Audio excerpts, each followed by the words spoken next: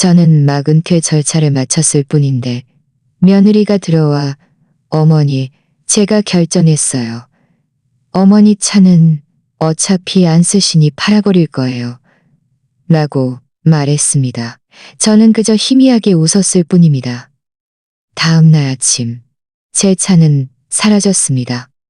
왜냐하면 저는 그 차를 진정으로 가치 있는 사람에게 주었으니까요. 그녀는 그 자리에서 얼어붙어 아무 말도 하지 못했습니다. 그것은 화요일 오후였습니다. 제가 마지막 개인 물품 상자를 들고 학교에서 퇴근하던 때였죠. 상자 안에는 제가 가르쳤던 역대 학생들의 빛바랜 사진들, 상장들, 그리고 1998년 올해의 교사라고 쓰인 머그컵이 들어있었습니다. 저는 남산 초등학교에서 꼬박 40년을 가르쳤습니다.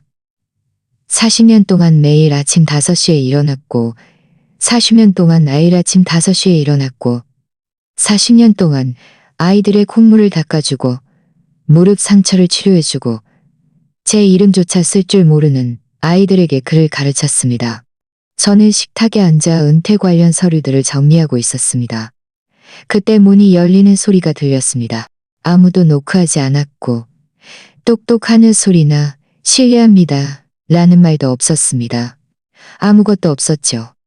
그저 삐걱거리는 경첩 소리와 타일 바닥을 걷는 그녀의 하이힐 또각거리는 소리뿐이었습니다. 왠지 EUNGI는 마치 정복한 영토에 들어서는 것처럼 제 집으로 들어섰습니다. 그녀는 늘 자신이 중요하게 보이고 싶을 때 입는다는 짙은 남색 원피스를 입고 있었고 머리는 뒤로 바짝 묶어 마치 피부가 뒤로 당겨지는 듯 했습니다. 그녀는 지난 3년 동안 제가 익숙해진 그 무심한 눈빛을 하고 있었습니다. 그것은 그녀가 얼마나 많은 것을 빼앗아갈 수 있을지 속으로 계산하는 듯한 눈빛이었습니다. 그녀는 제게 인사를 하지 않았습니다. 그저 제 앞에 팔짱을 끼고 서서 마치 제가 그녀의 지시를 들어야 하는 직원이라도 되는 양무릎을 살짝 굽히고 있었습니다. 지연. 그녀는 예의 바른 며느리가 시어머니를 부를 때 쓰는 호칭 대신 제 이름을 직접 불렀습니다. 제가 중요한 결정을 했어요. 어머니 차를 팔아버릴 거예요. 어차피 어머니는 이제 필요 없잖아요. 이 나이에 은퇴한 여성이 서울 시내를 운전하고 다니는 건 너무 위험해요. 게다가 민준맨전 씨와 저는 더 큰 아파트 계약금을 내기 위해 그 돈이 필요해요. 그녀는 제게 묻지도 상의하지도 않고 마치 쓸모없는 낡은 가구를 처분하듯 제 차를 결정했습니다. 제 은색 소형차 2010년식 그 차는 제가 2년 동안 힘들게 돈을 모아 산 것이었습니다. 그 시간 동안 저는 토요일에는 과외를 하고 일요일에는 길모퉁이에서 직접 만든 떡을 팔았습니다. 그 차는 매일 아침 저를 학교로 데려다 주었고 아직 어렸던 제 아들을 태워다 주었으며 어려운 가주었으며 제가 과부가 되었을 때 제 눈물을 목격했고 민준이 졸업했을 때는 제 웃음을 보았습니다. 저는 위장이 꼬이는 듯한 느낌을 받았습니다. 마치 지진 후 갈라진 틈처럼 뱃속에 허전함이 벌어졌습니다. 하지만 이상하게도 저는 울지 않았고 소리 지르지도 않았으며 애원하지도 않았습니다. 오히려 저는 웃었습니다. 작고 평온한 미소였습니다. 이것이 분명 그녀를 혼란스럽게 했을 것입니다. 그녀의 눈썹이 살짝 찌푸려지는 것을 보았으니까요. 듣고 계세요? 그녀는 자신의 명령을 다른 사람이 이해하지 못했다고 생각할 때 쓰는 말투로 물었습니다. 아주 잘 듣고 있어, 은지. 저는 저 자신도 놀랄 만큼 침착한 목소리로 대답했습니다. 좋아요. 그럼 내일 아침 열쇠 가지러 올게요. 구매자는 이미 찾았어요. 85,000원을 내겠대요.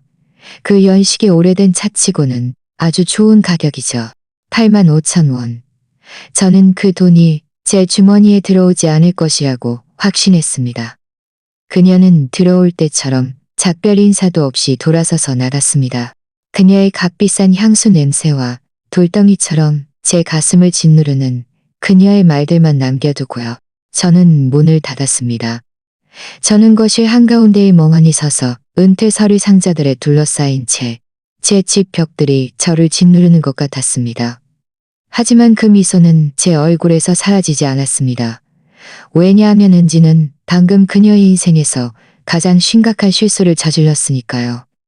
그녀는 방금 제 안에서 오랫동안 잠자고 있던 무언가를 일깨웠습니다. 바로 제 존엄성이었습니다. 그리고 그녀가 모르는 것은, 우리 가족 모두가 모르는 것은 제가 아직 마지막 히든 카드를 쥐고 있다는 것이었습니다. 25년 동안 지켜온 비밀. 이제 제가 내밀 카드가 말이죠. 하지만 그들은 아직 아무것도 몰랐습니다. 다음 날 아침 제 차는 분명 주차 공간에 없을 것입니다. 하지만 은지가 생각하는 이유 때문은 결코 아닐 것입니다. 이 은퇴한 선생님이 자신의 모든 것을 빼앗으려 했던 사람에게 어떻게 가장 충격적인 한 방을 먹였는지 알고 싶다면 끝까지 시청해주세요.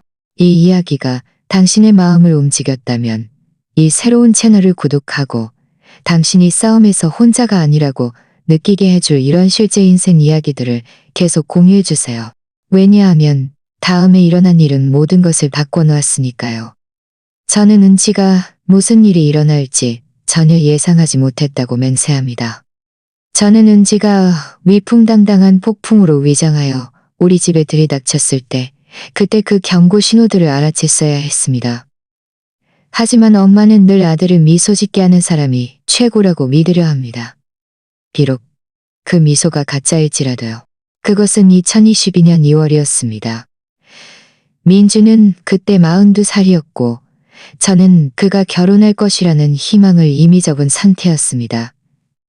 그가 나쁜 남자여서가 아니라 너무나 착하고 순진했기 때문입니다. 그는 남들이 무슨 말을 하든 다 믿는 타입이었고 다른 사람의 의도를 의심하는 법이 없었으며 세상 모든 사람이 자신처럼 정직하다고 생각했습니다. 그가 7살 때 그의 아빠 재현재 하에는 건설 현장 안전사고로 세상을 떠났습니다. 그때부터 저는 그를 혼자 키웠습니다. 우리는 단 푼의 보상금도 받지 못했습니다. 아무것도 없었죠. 그저 저와 그 월급 2구역만 원을 받는 초등학교 교사와 아빠를 잃은 아이뿐이었습니다. 그 시절은 정말 힘들었습니다. 너무나 힘들었죠. 저는 새벽 5시에 일어나 도시락을 준비하던 밤들, 그가 자고 있을 때 교복을 다려주던 일, 장난감을 살 돈이 없다는 것을 그가 눈치채지 못하게 온갖 게임을 만들어내던 일들을 기억합니다. 저는 학교에서 젤리를 팔고 이웃들의 옷을 수선하는 부업을 하고 민주는 회계학을 전공했고 우수한 성적으로 졸업하여 강남구의 중견 회계법인에 취직했습니다. 그는 월 800만 원 정도를 벌었지만 안정적이고 책임감 있는 좋은 남자였습니다. 다만 약간 내성적이었죠. 은지가 나타나기 전까지는요. 은지는 4월의 어느 날 의류보험 판매원으로 민준의 사무실에 나타났습니다.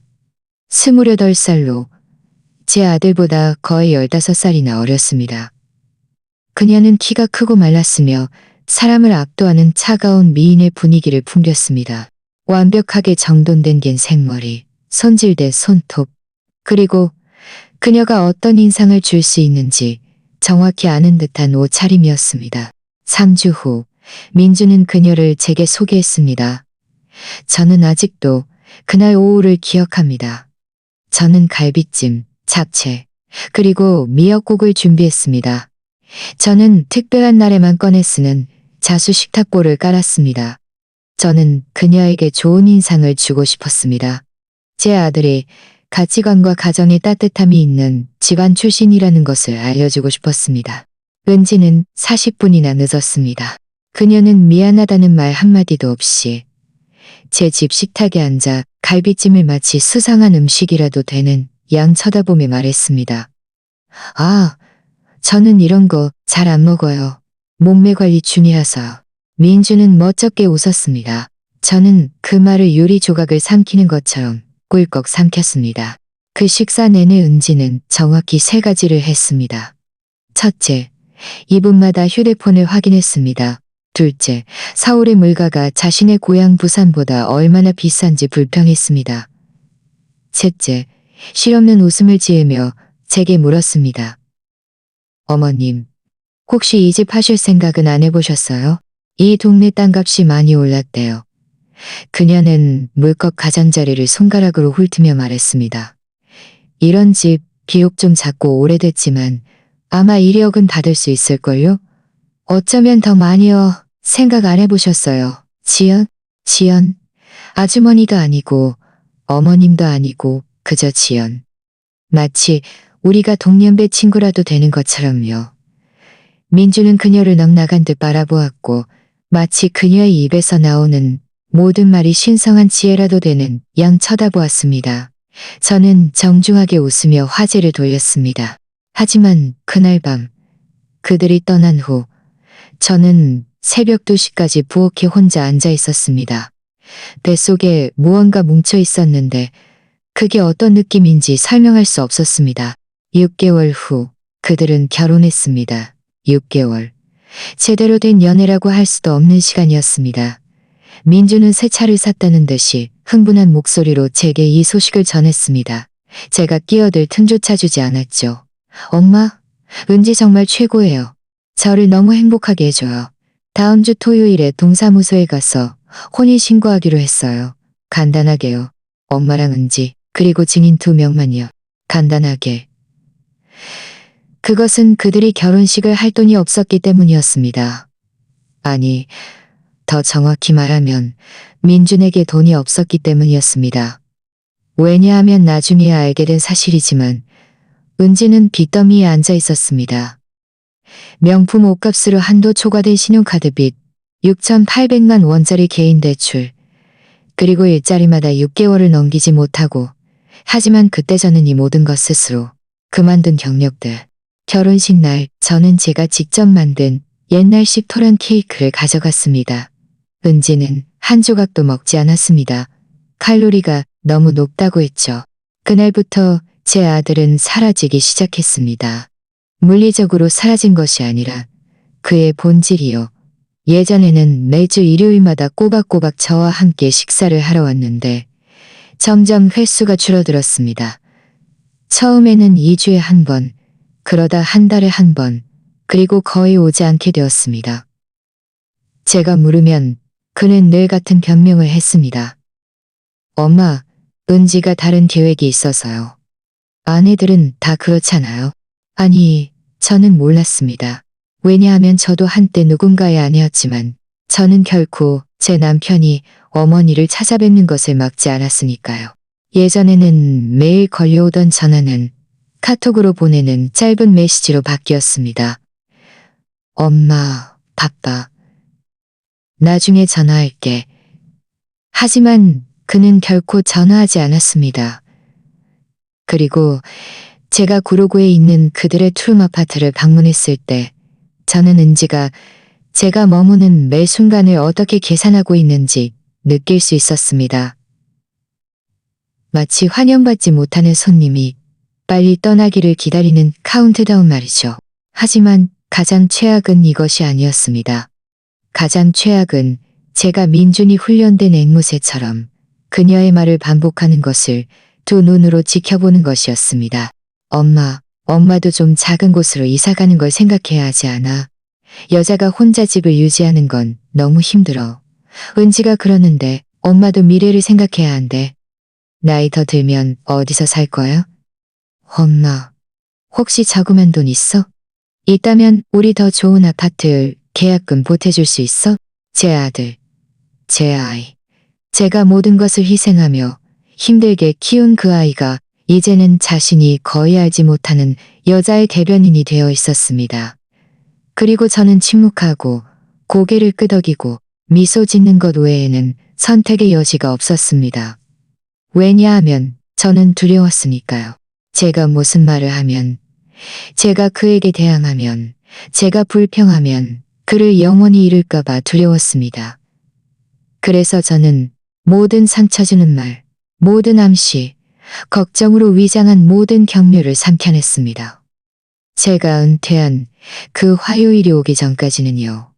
은지가 넘어서는 안 될 선을 넘기 전까지는요. 바로 그 순간 제 마음속에서 이제 됐어라는 목소리가 들렸습니다. 하지만 모든 것이 터지기 전에 상황은 더 나빠졌습니다. 은지는 제 차만 원한 것이 아니었으니까요. 그녀는 제 인생 전체를 원했습니다. 그것은 단번에 끝내는 칼날이 아니라 저 외에는 아무도 알아채지 못하게 설계된 만성적인 독약이었습니다. 그들이 결혼한 후 2년은 물방울이 돌을 어떻게 침식하는지를 지켜보는 것과 같았습니다. 한 방울 한 방울. 날마다 어느 날 아침 깨어나 보니 발밑에 단단한 디딜꽃이 아무것도 없다는 것을 발견할 때까지 말이죠. 모든 것은 돈을 빌리는 것에서 시작되었습니다. 첫 번째 대출은 결혼 6개월 후 민준이 전화했을 때였습니다. 목소리에는 수치심이 가득했습니다. 엄마, 저희 5억만 원만 빌려줄 수 있어요? 은지가 갑자기 병원비가 좀 생겨서요. 다음 달에 갚을게요. 맹세요. 5억만 원은 제 한 달 월급의 거의 절반이었습니다. 하지만 제 아들이었으니 저는 당연히 주었습니다. 그들은 결코 갚지 않았습니다.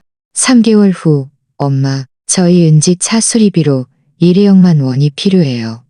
엔진이 고장 났는데 급해요. 안 그러면 은지 못할 수도 있어요. 저는 비상 예비금에서 1억만 원을 꺼냈습니다. 그들은 이것도 갚지 않았습니다. 다음은 26만 원이었습니다. 은지가 발견한 대박 투자 기회라며 다단계 판매 방식의 미용 제품 사업이었습니다. 300%의 수익률을 자랑했죠. 엄마, 이거 우리 인생을 바꿀 거예요. 6개월 안에 3배로 갚을게요. 그 사업은 2개월 만에 망했습니다. 은지는 다시는 그 이야기를 꺼내지 않았고 저는 그 2억만 원을 다시는 보지 못했습니다. 그 2년 동안 저는 그들에게 총 7,4억만 원을 빌려주었습니다. 매달 1호 4만 원의 연금으로 살아가는 은퇴한 선생님에게서 나온 7,4억만 원이었습니다. 하지만 돈이 가장 최악은 아니었습니다. 가장 최악은 은지가 독성 덩굴처럼 제 삶을 침범하기 시작했다는 것이었습니다. 처음에는 제가 집에 없을 때 불쑥 찾아오는 방문이었습니다. 민주는 늘 비상 상황을 대비해 제 집에 여벌 열쇠를 가지고 있었지만 이제 은지는 제가 이마트 에브리데이에 가거나 시장에 갈 때 그에 가거나 시장에 갈 때 그 열쇠를 사용했습니다. 제가 돌아오면 물건들이 옮겨져 있고 서랍이 열려 있고 서류들이 뒤죽박죽 되어 있고 서류들이 뒤죽박죽 되어 있고 제가 전화로 따지면 그녀는 늘 자신이 잘못한 것을 알 때 쓰는 그 달콤한 목소리로 말했습니다. 하지만 저는 그녀에게 어떤 영수증도 찾아달라고 한 적이 없었습니다. 그녀는 무엇을 찾고 있었을까요? 조사하고 확인하고 캐내고 있었을까요? 이어서 그녀는 제 집에 대해 왈가왈부하기 시작했습니다. 아, 어머님. 이 집 어머니 혼자 살기엔 너무 크지 않아요? 방이 3개인데 하나밖에 안 쓰시니 낭비잖아요. 게다가 이 동네는 혼자 사는 노인에게 너무 위험해요. 경비원 있는 아파트 단지로 이사 가는 건 생각해 봤어요? 더 안전하고 더 편리하고 월룸 월세는 3억만 원 정도면 충분할 텐데 그럼 이 집을 팔 수 있잖아요. 은행에 그렇게 많은 돈이 있다고 상상해 보세요. 그렇게 많은 돈을요. 그리고 그녀가 마침 제 돈을 관리해 줄 수 있다는 듯이 말했습니다. 민주는 그녀의 모든 말에 꼭두각시처럼 고개를 끄덕였습니다. 예전에는 신성불가침의 가족 식사일이 이제는 대화로 위장한 식문으로 변했습니다. 아, 지연, 어머니 연금 한 달에 얼마 받으세요? 보험은 드셨어요? 수익자는 누구로 되어 있어요? 유언자는 작성하셨어요. 이 나이에는 정말 작성해야 한다고요. 제 나이. 마치 제가 90살이라도 된 것처럼 말했습니다. 저는 그때 65살이었고 40대보다도 건강했습니다. 하지만 은지의 눈에는 저는 이미 죽음을 기다리는 쓸모없는 노인일 뿐이었습니다. 그리고 민주는 아무 말도 하지 않았습니다. 그는 늘 아무 말도 하지 않았습니다. 가장 어처구니 없었던 일은 작년 11월의 어느 일요일이었습니다. 제가 새벽 6시부터 끓인 삼계탕을 먹고 있을 때였습니다. 민주는 2 그릇을 먹었고 은지는 평소처럼 거의 손도 대지 않았습니다. 그러다 식사 도중 그녀는 그 충격적인 말을 내뱉었습니다. 지연, 민준 씨랑 저는 계속 생각해 봤는데요. 어머니를 위해서, 어머니의 복지를 위해서 요양원이라는 선택지를 고려해 보시는 게 좋을 것 같아요. 제 피가 순식간에 얼어붙었습니다.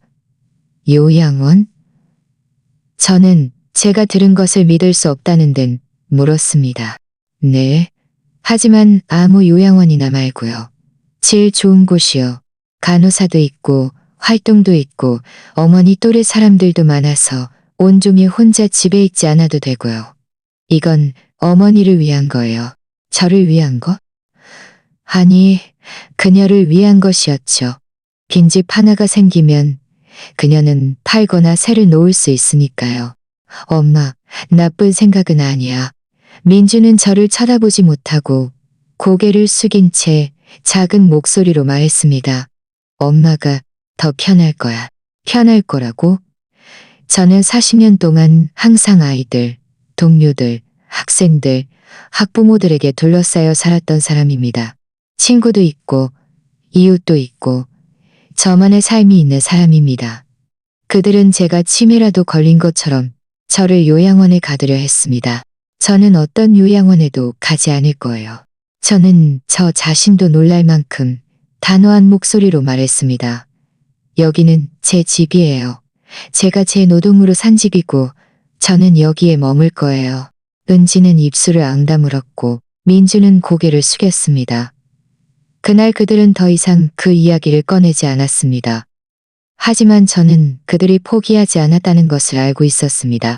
다음 며칠 동안 은지는 새로운 전략을 시작했습니다.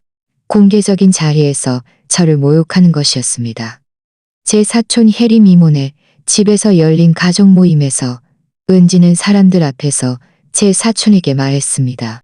이모, 지연 어머니 좀 잘 보살펴 주세요. 아시죠? 노인분들은 다 그래요.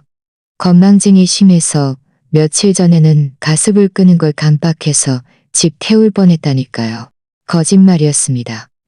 저는 가스불 끄는 것을 깜빡한 적이 한 번도 없었습니다. 하지만 모든 사람들은 걱정스러운 눈빛으로 그녀를 바라보았고 이어서 동정하는 눈빛으로 저를 바라보았습니다. 또 한 번은 이마트 에브리데이에서 예전 직장 동료 수란 언니를 만났을 때였습니다.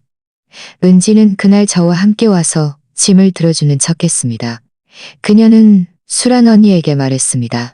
수란 언니, 만나서 정말 반가워요. 아, 참. 혹시 조의신경과 의사 아는 분이세요? 지연 어머니가 요즘 기억력이 너무 안 좋으셔서요. 민주 씨랑 제가 너무 걱정돼서요. 제 기억력은 전혀 나쁘지 않았습니다. 제 정신은 그 어느 때보다도 맑았습니다. 하지만 은지는 저를 보호자가 필요한 치매 노인으로 만들려는 이야기를 꾸며내고 있었습니다. 가장 끔찍한 것은 민준이 저를 보호해주지 않았다는 것입니다. 그는 결코 저를 위해 나서서 말해주지 않았습니다.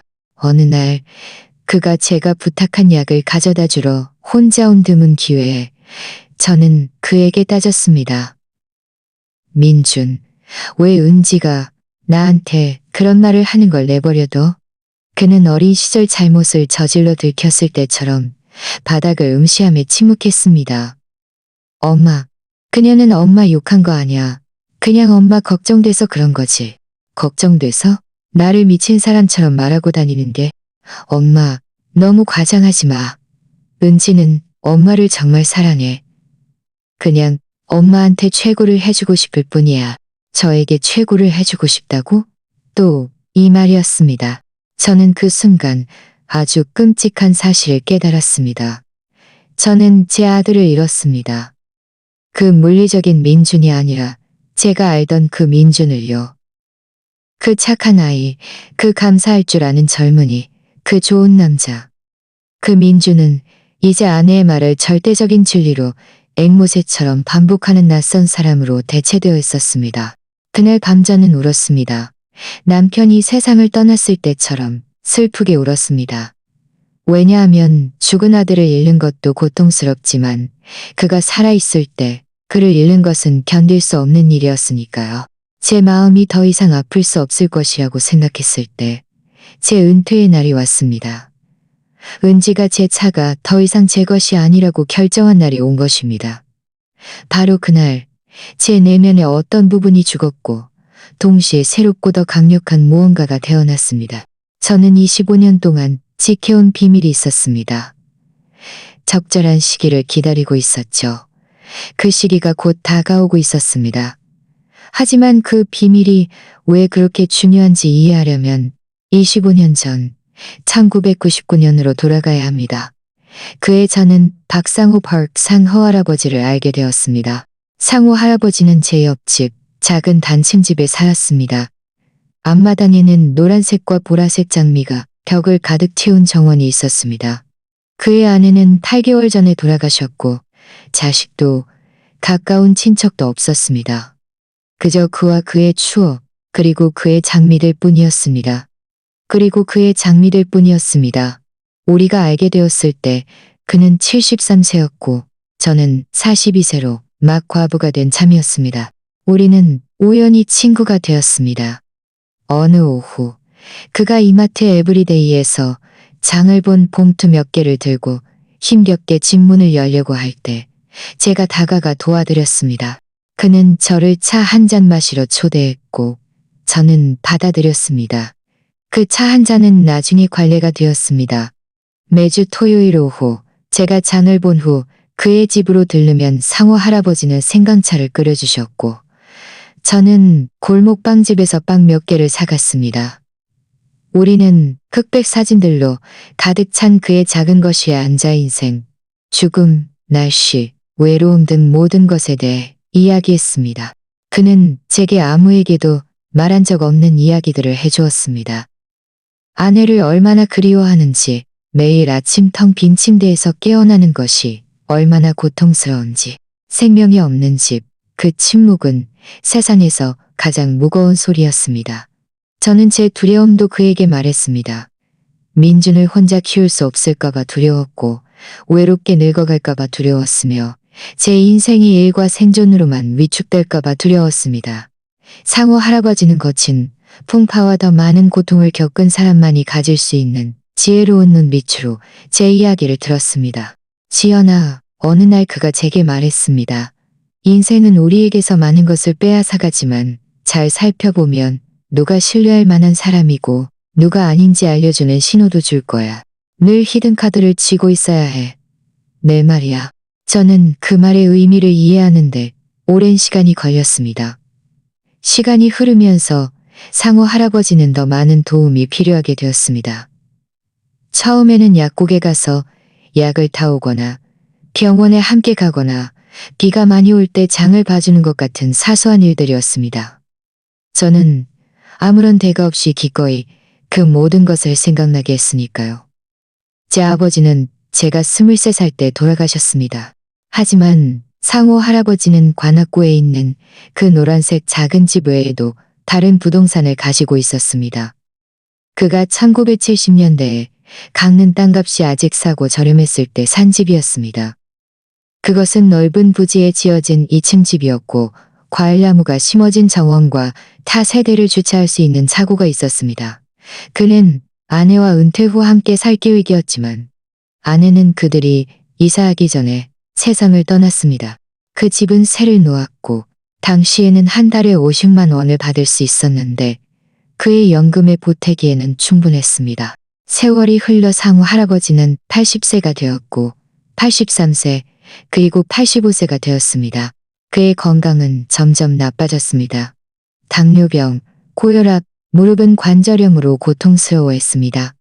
저는 매일 그에게 음식을 준비해주고 약을 챙겨주고 스스로 씻을 수 없을 때는 몸을 닦아주었습니다. 그가 응급실에 갈 때마다 저는 늘 병원에 동행했습니다. 민주는 그때 17살이었는데 그도 도왔습니다. 그는 정원을 가꾸고 고장 난 물건들을 고치고 상호 할아버지의 시력이 나빠져 잘 보지 못할 때는 신문을 읽어주었습니다. 이 아들은 정말 마음씨가 착해, 지연아. 상호 할아버지는 늘 제게 그렇게 말했습니다. 네가 그를 정말 잘 가르쳤어. 정말 잘 가르쳤어. 2009년 상호 할아버지는 심근경색으로 쓰러졌지만 살아남았습니다. 하지만 몸은 매우 허약해졌습니다.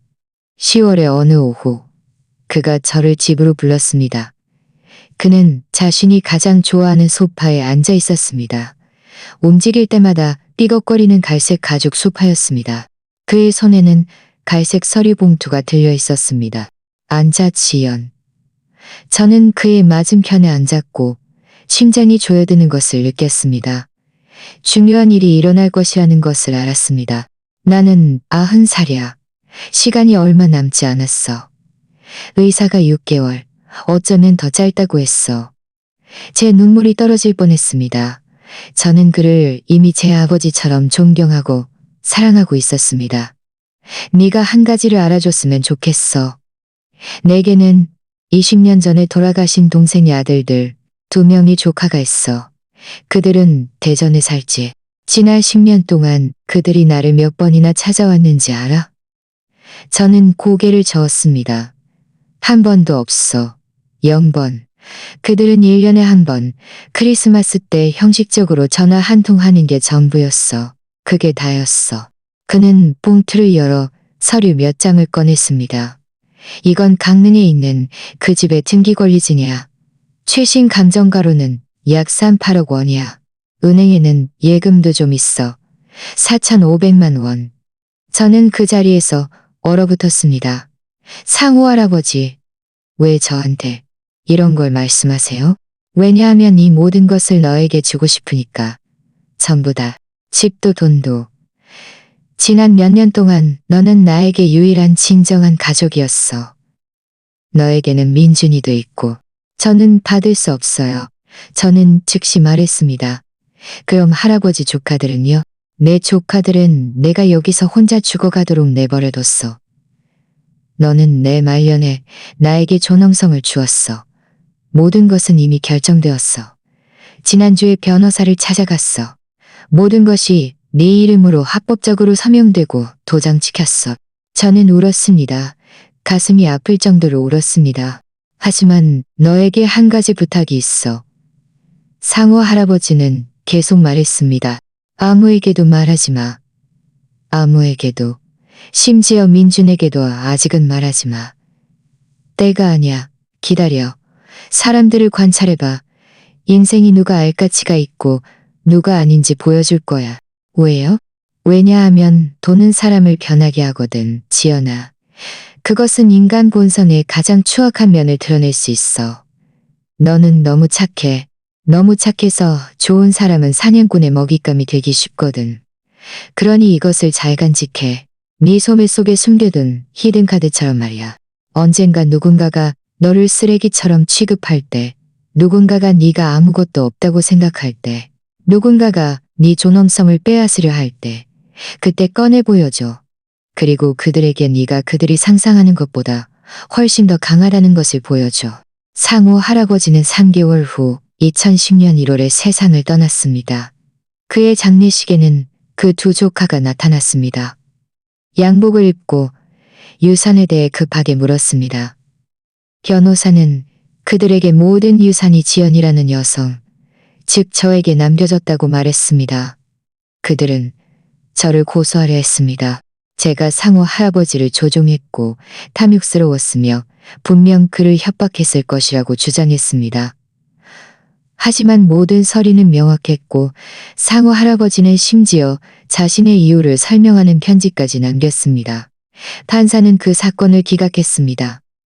그 두 조카는 사라졌고 저는 다시는 그들의 소식을 듣지 못했습니다. 그리고 저는 상호 할아버지가 요청한 대로 정확히 했습니다. 저는 이 비밀을 지켰습니다. 아무에게도 말하지 않았습니다. 가족에게도, 가장 가까운 친구에게도요. 아무도 몰랐습니다. 저는 강릉에 있는 그 집을 계속 세를 놓았고 월세는 세월에 따라 조정되었습니다. 이제 매달 1~800만 원이 아무도 모르는 독립적인 은행 계좌로 직접 입금됩니다. 25년 동안 그 돈은 계속 불어났습니다. 저는 현명하게 투자했고 제가 사는 이 집에 당시 남아있던 대출금을 모두 갚았습니다. 저는 돈을 모으고 지키고 그리고 기다렸습니다. 저는 사람들이 제가 가진 것 때문이 아니라 저라는 사람 때문에 저를 사랑하는지 아닌지 지켜보았습니다. 민주는 지난 몇 년 동안 시험을 통과했습니다. 그는 착하고 감사할 줄 알고 다정한 아들이었습니다. 은지가 나타나기 전까지는요. 그리고 저는 제 아들이 저를 현금 인출기로 여기는 낯선 사람으로 관리해야 할 자산으로 제거해야 할 짐덩이로 변하는 것을 두 눈으로 지켜보았습니다. 상호 할아버지는 옳았습니다. 돈은 정말 인간 본성의 가장 추악한 면을 드러낼 수 있습니다. 그리고 저는 완벽한 히든카드를 쥐고 있었습니다. 제가 곧 내밀 히든카드를요. 왜냐하면 은지가 그 화요일에 제 집에 들이닥쳐 차 열쇠를 요구했을 때, 그녀가 저를 쓸모없는 늙은이로 취급했을 때, 그녀가 저에게 남은 얼마 안 되는 것을 빼앗을 수 있다고 생각했을 때, 그녀는 인생에서 가장 어리석은 결정을 내렸으니까요. 그녀는 자신이 누구를 건드렸는지 전혀 몰랐고, 저는 이제 그녀에게 알려줄 준비가 되어 있었습니다. 제 은퇴는 축하가 되어야 했지만, 제 생전 장례식이 되어버렸습니다. 이것은 자동차 사건이 있기 일주일 전 금요일 오후에 일어났습니다. 민주는 그날 아침 제게 전화했습니다. 은지가 옆에서 어떻게 말해야 할지 가르치고 있을 때 그가 쓰는 억지로 꾸며낸 명랑한 목소리였습니다. 엄마, 저희가 엄마 은퇴 축하 파티 해드릴게요. 은지가 우리 아파트에서 특별 점심 준비했어요. 이번 주 일요일 오후 2시에 꼭 오세요. 저는 그때 의심했어야 했습니다. 하지만 제 마음속 어딘가 아직 희망을 품고 있던 어리석은 부분이 어쩌면 제 아들이 제가 누구인지, 제가 그에게 어떤 의미인지 기억하고 있을지도 모른다고 생각했습니다. 저는 정말 순진했습니다. 그 일요일, 저는 아주 신중하게 차려입었습니다. 3년 전 민준이 제 생일 선물로 사준 하늘색 원피스를 입었습니다. 연분홍 립스틱을 바르고 이제는 짧아진 백발 머리를 단정하게 빗었습니다. 저는 단정하고 존엄성 있게 보이고 싶었습니다. 저는 또 새벽 6시부터 구운 토란 케이크를 가져갔습니다. 그것은 민준이 어렸을 때 가장 좋아하던 맛이었습니다. 제가 구로구에 있는 그들의 아파트에 도착했을 때 저는 초인종을 눌렀습니다. 심장이 두근거렸습니다. 희망이 두려움과 뒤섞여 있었습니다. 민준이 문을 열었습니다. 그는 제게 아주 형식적인 포옹을 해주었습니다. 사랑이 아닌 의무감에서 하는 그런 포옹이었습니다. 들어와, 엄마. 집 안에서는 시판용 로스트 치킨 냄새가 났습니다. 직접 만든 집밥 냄새가 아니었습니다. 은지는 거실에 앉아 있었고 노트북은 거실의 작은 커피 테이블 위에 펼쳐져 있었습니다. 그녀는 회색 트레이닝 바지에 흰 티셔츠를 입고 있었습니다. 이 축하를 위해 옷조차 갈아입지 않은 것이었습니다. 그녀는 저를 보고 일어서서 인사조차 하지 않았습니다. 하이, 지연. 케이크는 부엌에 두면 돼요. 또 아니었습니다. 아무것도 없었습니다. 저는 케이크를 부엌에 두고 거실로 돌아왔습니다.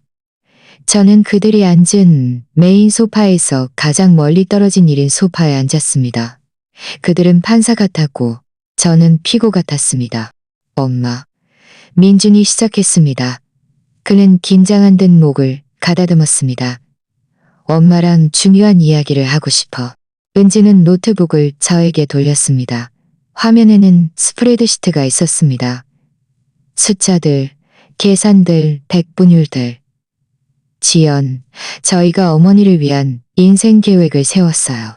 이렇게 하면 어머니의 은퇴 생활이 더 편안하고 안전해질 수 있을 거예요. 인생 계획? 그녀가 저에게 묻지도 않고 세운 계획이요? 어떤 계획? 저는 위장이 또다시 꼬이는 것을 느끼며 물었습니다. 은지는 비웃었습니다. 자신이 상황을 완전히 통제하고 있다고 생각할 때 짓는 그 상어 같은 미소였습니다. 보세요. 저희가 어머니의 재정 상태를 분석했어요. 어머니 연금은 한 달에 1호 4만 원이죠? 제가 아무에게도 말한 적 없는 이 숫자를 그녀가 어떻게 알았을까요? 그리고 저는 그때를 떠올렸습니다. 제 은퇴 서류. 지난 화요일 그녀가 노크도 없이 침범했을 때 제가 정리하고 있던 그 서류들. 그녀가 보았고 분명히 몰래 사진을 찍었을 것입니다. 맞아. 저는 차갑게 대답했습니다. 좋아요.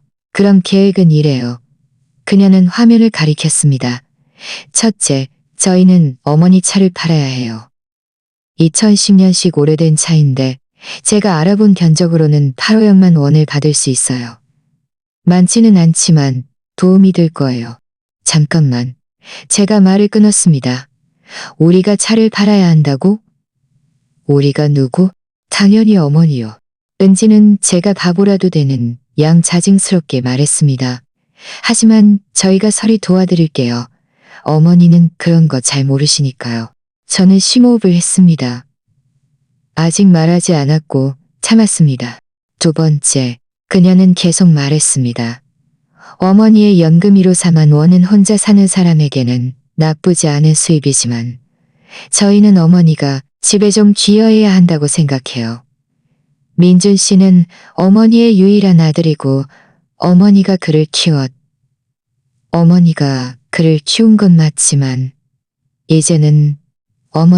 키운 건 맞지만 이제는 어머니가 보답할 때예요. 보답? 마치 자식을 키우는 것이 비즈니스 거래라도 되는 것처럼 말입니다. 저희는 어머니가 매달 연금의 60%를 저희에게 기부하는 것을 제안해요. 그럼 92만 4천 원이 되죠. 어머니는 6일만 6천 원이 남을 거예요. 절약해서 사시면 기본적인 생활비로는 충분할 거예요. 6억만 원이 넘는 돈으로 제 수도, 전기, 가스, 통신비, 식비, 약값, 그리고 비상 상황까지 감당해야 한다고요? 그럼 이게 저에게 대체 무슨 도움이 되는 건가요? 제가 물었습니다. 이것은 어머니가 가족을 돕는 거잖아요. 지연. 은지는 어린아이에게 말하듯 거만하게 대답했습니다. 민준 씨와 저는 더 큰 아파트로 이사 가기 위해 돈을 모아야 해요. 저희는 빨리 아이를 갖고 싶고 어머니의 미래 손주들이 공간이 필요할 거예요. 미래 손주들, 아직 존재하지도 않는 아기를 가지고 저를 감정적으로 협박하는 것이었습니다. 민주는 바닥을 쳐다보았습니다. 이 겁쟁이, 철저한 겁쟁이. 세 번째, 은지는 종이 한 장을 인쇄해서 제게 건넸습니다. 저희는 어머니가 위임장에 서명해 주셔야 해요. 이건 만약을 위한 보험 같은 거예요.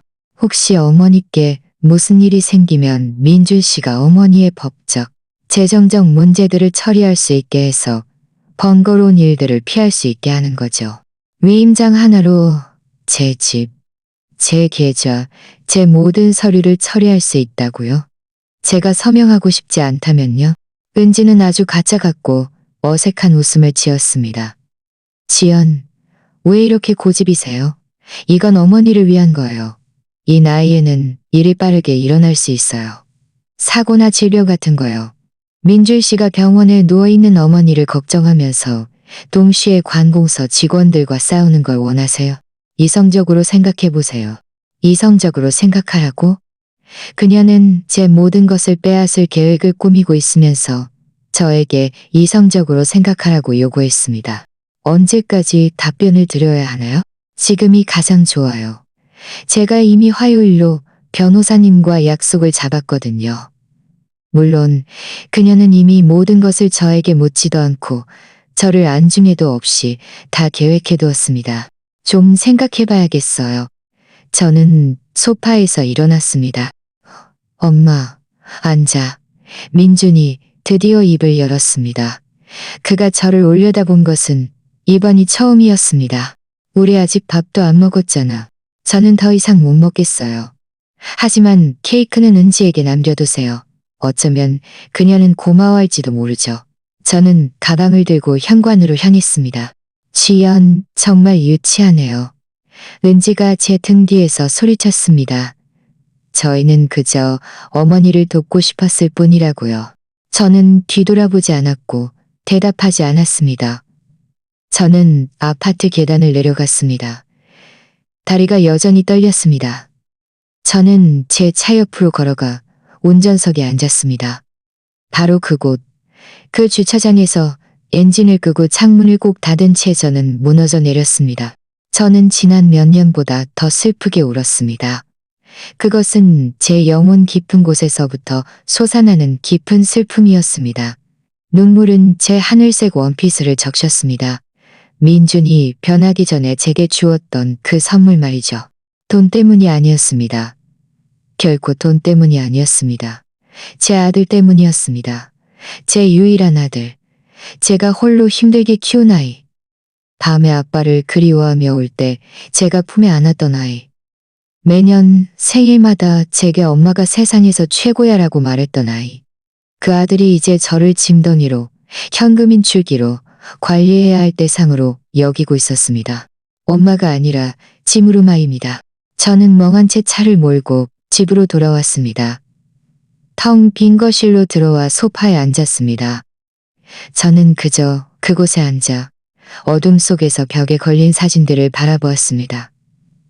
5살 민준의 초등학교 교복 사진, 15살 민준의 중학교 졸업식 사진, 24살 민준이 회계사 자격증을 따던 날, 저는 휴대폰을 들었고 거의 전화를 걸 뻔했습니다. 거의 타협할 뻔했습니다. 거의 그들에게 좋아요, 다 가져가세요. 제가 서명해야 할 모든 것에 서명할게요. 제발 저를 버리지 마세요라고 말할 뻔했습니다. 하지만 바로 그때 제 시선은 작은 재단 위에 노이상우 할아버지의 사진에 멈췄습니다. 관세음보살님과 제 남편의 사진이 옆에요. 상우 할아버지는 그 지혜로운 눈으로 저를 바라보았습니다. 저는 그가 했던 말을 떠올렸습니다. 독수리는 자신보다 더 높이 나는 자만을 존경할 것이다. 저는 휴대폰을 내려놓았습니다. 옷장으로 걸어가 가장 안쪽 모든 낡은 신발 상자 뒤에서 잠긴 철제 상자를 꺼냈습니다. 저는 그것을 열었습니다. 맞습니다. 모든 서류가 있었습니다. 강릉집의 등기관리증, 은행 예금 증명서, 투자 서류들. 이 모든 것은 제가 은지가 생각하는 그 무력한 노인이 아니라는 것을 증명했습니다. 저는 휴대폰을 꺼내 몇 년 동안 저장해 두었던 번호로 전화를 걸었습니다. 김 변호사님? 저 지연입니다. 제 유언장을 수정해야 할 것 같아요. 괜찮으세요? 물론이죠, 지연 씨. 11시 어떠세요? 아주 좋아요. 저는 전화를 끊었습니다. 몇 주 만에 처음으로 웃었습니다. 이것은 행복한 웃음이 아니었습니다. 이것은 결연한 웃음이었습니다. 왜냐하면 은지는 방금 제 안에 오랫동안 잠자고 있던 존엄성을 일깨웠으니까요. 저는 이제 모두에게 제가 피해자가 아니라 생존자라는 것을 상기시켜줄 참이었습니다. 그리고 생존자는 항복하지 않습니다. 반격합니다. 그날 새벽, 저는 40년 동안의 강인함으로 참아왔던 모든 눈물을 쏟아냈습니다. 새벽 3시. 저는 잠을 제대로 못 잤습니다. 그 재앙 같은 일요일 식사 이후로 불면증은 제 가장 충실한 동반자가 되어 있었습니다. 저는 침대에서 일어나 낡은 면 잠옷을 입고 맨발로 거실로 걸어갔습니다. 집 전체는 죽은 듯 고요했습니다. 혼자 사는 사람만이 아는 그 무거운 침묵. 모든 생각, 모든 두려움, 모든 상처를 증폭시키는 그 침묵. 저는 소파에 앉아 놀란 아이처럼 무릎을 가슴에 끌어안고 TV장 위에 놓인 액자들을 응시했습니다. 사진 속에는 모두 민준이 있었습니다. 파란색 담요에 쌓인 아기 민준. 3살 민준이 빨간 세발 자전거를 타고 있는 모습. 7살 민준이 아빠가 돌아가시던 날 눈이 퉁퉁 부은 채 제 치마를 꼭 잡고 울던 모습. 저는 그 사진을 손에 들고 자세히 들여다보았습니다. 이 아이는 지금 어디에 있을까? 제가 언제부터 그를 잃었을까? 저는 그의 아빠, 재열 씨를 기억합니다. 제가 12년 동안 결혼 생활을 했던 남편. 건설 현장에서 사고가 나던 날. 그는 성실하고 근면한 건설 노동자였습니다. 도시락을 가져오지 않은 동료들에게 자신의 도시락을 나눠주던 사람이었죠. 그는 5층 비계에서 떨어져 그 자리에서 세상을 떠났습니다. 건설사는 우리에게 아무것도 배상해주지 않았습니다. 그들은 그것이 그의 실수하고 안전띠를 제대로 사용하십니다. 하지만 우리는 가난했고 변호사도 없었으며 말할 힘도 없었습니다. 저는 그렇게 혼자 7살, 막 초등학교 1학년이 된 민준을 키웠습니다. 재현 씨가 없는 첫날 밤을 기억합니다. 민준은 잠을 자지 못했습니다. 그는 울면서 제 침대로 기어 올라왔습니다. 엄마, 왜 아빠가 갔어? 가지 않았어, 아가. 그저 천국에 가야 할 뿐이야. 그럼 왜 우리도 데려가지 않았어? 우리는 여기 남아야 하니까. 하지만 아빠는 위에서 우리를 돌봐줄 거야. 그날 밤 저는 그에게 약속했습니다. 제가 그를 살살 흔들며 그의 귀에 속삭였습니다. 엄마가 약속할게. 너는 결코 아무것도 부족하지 않을 거야. 엄마가 약속할게. 너는 공부할 거야. 엄마가 약속할게. 너는 아빠와 엄마보다 더 잘 살 거야. 엄마가 약속할게. 그리고 저는 해냈습니다. 세상에, 저는 정말 해냈습니다. 저는 1000명의 사람처럼 살았습니다. 가능한 한 일은 새벽에 일어나 공립학교에서 가르치고, 오후에는 과외를 하고, 토요일에는 새벽 4시에 일어나 제가 싼 떡을 팔고, 일요일에는 남의 빨래를 해주었습니다. 민주는 제가 다음날 아침 식사를 위해 얼마나 여러 번 굶고 잠들었는지 결코 알지 못했습니다. 그는 제가 학비를 내기 위해 제 금 귀걸이, 목걸이, 결혼 반지를 들고 전당포에 얼마나 여러 번 달려갔는지 결코 알지 못했습니다. 그는 제가 대학 수능 등록금을 내기 위해 집에 유일한 TV를 팔았다는 것을 결코 알지 못했습니다. 저는 그가 이 모든 것을 알지 못하도록 그를 보호했습니다. 그의 어린 시절이 가능한 한 평범하기를 바랐고 우리의 가난이 가져다주는 죄책감을 그가 짊어지지 않기를 바랐습니다. 그리고 저는 성공했습니다. 민주는 회계사로 졸업했고 수석 졸업상을 받았습니다. 졸업식 날 저는 맨 앞줄에 앉아 손이 아플 때까지 박수를 쳤고 자랑스러운 눈물이 제 얼굴을 타고 흘러내렸습니다. 졸업식이 끝난 후 그는 어렸을 때처럼 저를 꼭 안아주었습니다. 엄마, 제 모든 것은 엄마 덕분이에요. 전부 다요. 저는 결코 잊지 않을 거예요. 그 맹세는 어디로 갔을까요? 20년 전 저를 안아주었던 그 남자는 어디로 갔을까요? 저는 손등으로 눈물을 닦았지만 눈물은 둑이 터진 강물처럼 계속 쏟아져 나왔습니다. 왜냐하면 이 고통은 민준 때문만이 아니라 모든 것 때문이었습니다. 그 세월의 희생, 지금 와서는 아무 가치도 없는 듯 보이는 희생 때문이었습니다. 그가 열이 났을 때 밤새도록 그를 돌보며 밤을 지새웠던 밤들 때문이었습니다. 버스비가 없어서 길을 맞으며 집까지 걸어왔던 횟수 때문이었습니다. 제가 일해야 해서 혼자 보냈던 생일들 때문이었습니다. 제가 일해야 해서 혼자 보냈던 생일들 때문이었습니다. 제가 살아보지 못한 인생들 때문이었습니다. 저는 휴대폰을 들었습니다. 새벽 3시 15분. 저는 은지의 번호를 눌렀습니다. 제 손가락은 통화 버튼 위에서 떨렸습니다. 거의 전화해서 그들에게 좋아요. 당신들이 이겼어요. 차도 가져가고 돈도 가져가고 원하는 모든 것을 가져가세요. 제발 제 아들만 빼앗지 마세요. 제가 당신들 삶의 일부로 남을 수만 있다면요 라고 말할 뻔했습니다. 왜냐하면 가장 아픈 곳은 바로 그곳이었으니까요. 돈을 잃는 것도 아니고 제 손가락은 버튼에서 아주 조금 떨어져 있었습니다. 하지만 바로 그때 제 시선은 거실 한 구석의 재단으로 옮겨갔습니다. 그곳에는 제가 결혼할 때 엄마가 주신 관세음보살님 산이 있었습니다. 흔들리는 촛불이 사진 위에 그림자를 드리웠습니다. 제 남편 재현 씨의 사진. 그는 환하게 웃고 있었고 고된 노동으로 그의 손은 굳은 살투성이었습니다. 제 부모님 사진. 그들은 모두 돌아가셨습니다. 엄마는 꽃무늬 앞치마를 두르고 있었고 아빠는 밀짚모자를 두르고 있었고 아빠는 꽃무늬 앞치마를 두르고 있었고 그는 베이지색 스웨터를 입고 두꺼운 안경을 쓰고 인생의 연륜만이 가질 수 있는 지혜로운 눈빛으로 저를 바라보았습니다. 상우 할아버지, 저는 그가 돌아가시기 얼마 전 우리 둘만의 대화를 떠올렸습니다. 우리는 그의 정원에 있었고 그는 장미에 물을 주고 있었습니다.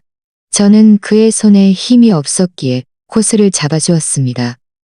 지연아, 너는 친절함과 어리석음의 차이가 뭔지 아니?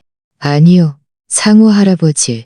친절함은 네가 능력이 있을 때 베푸는 것이고 어리석음은 다른 사람이 너를 강탈할 때도 계속 베푸는 거야.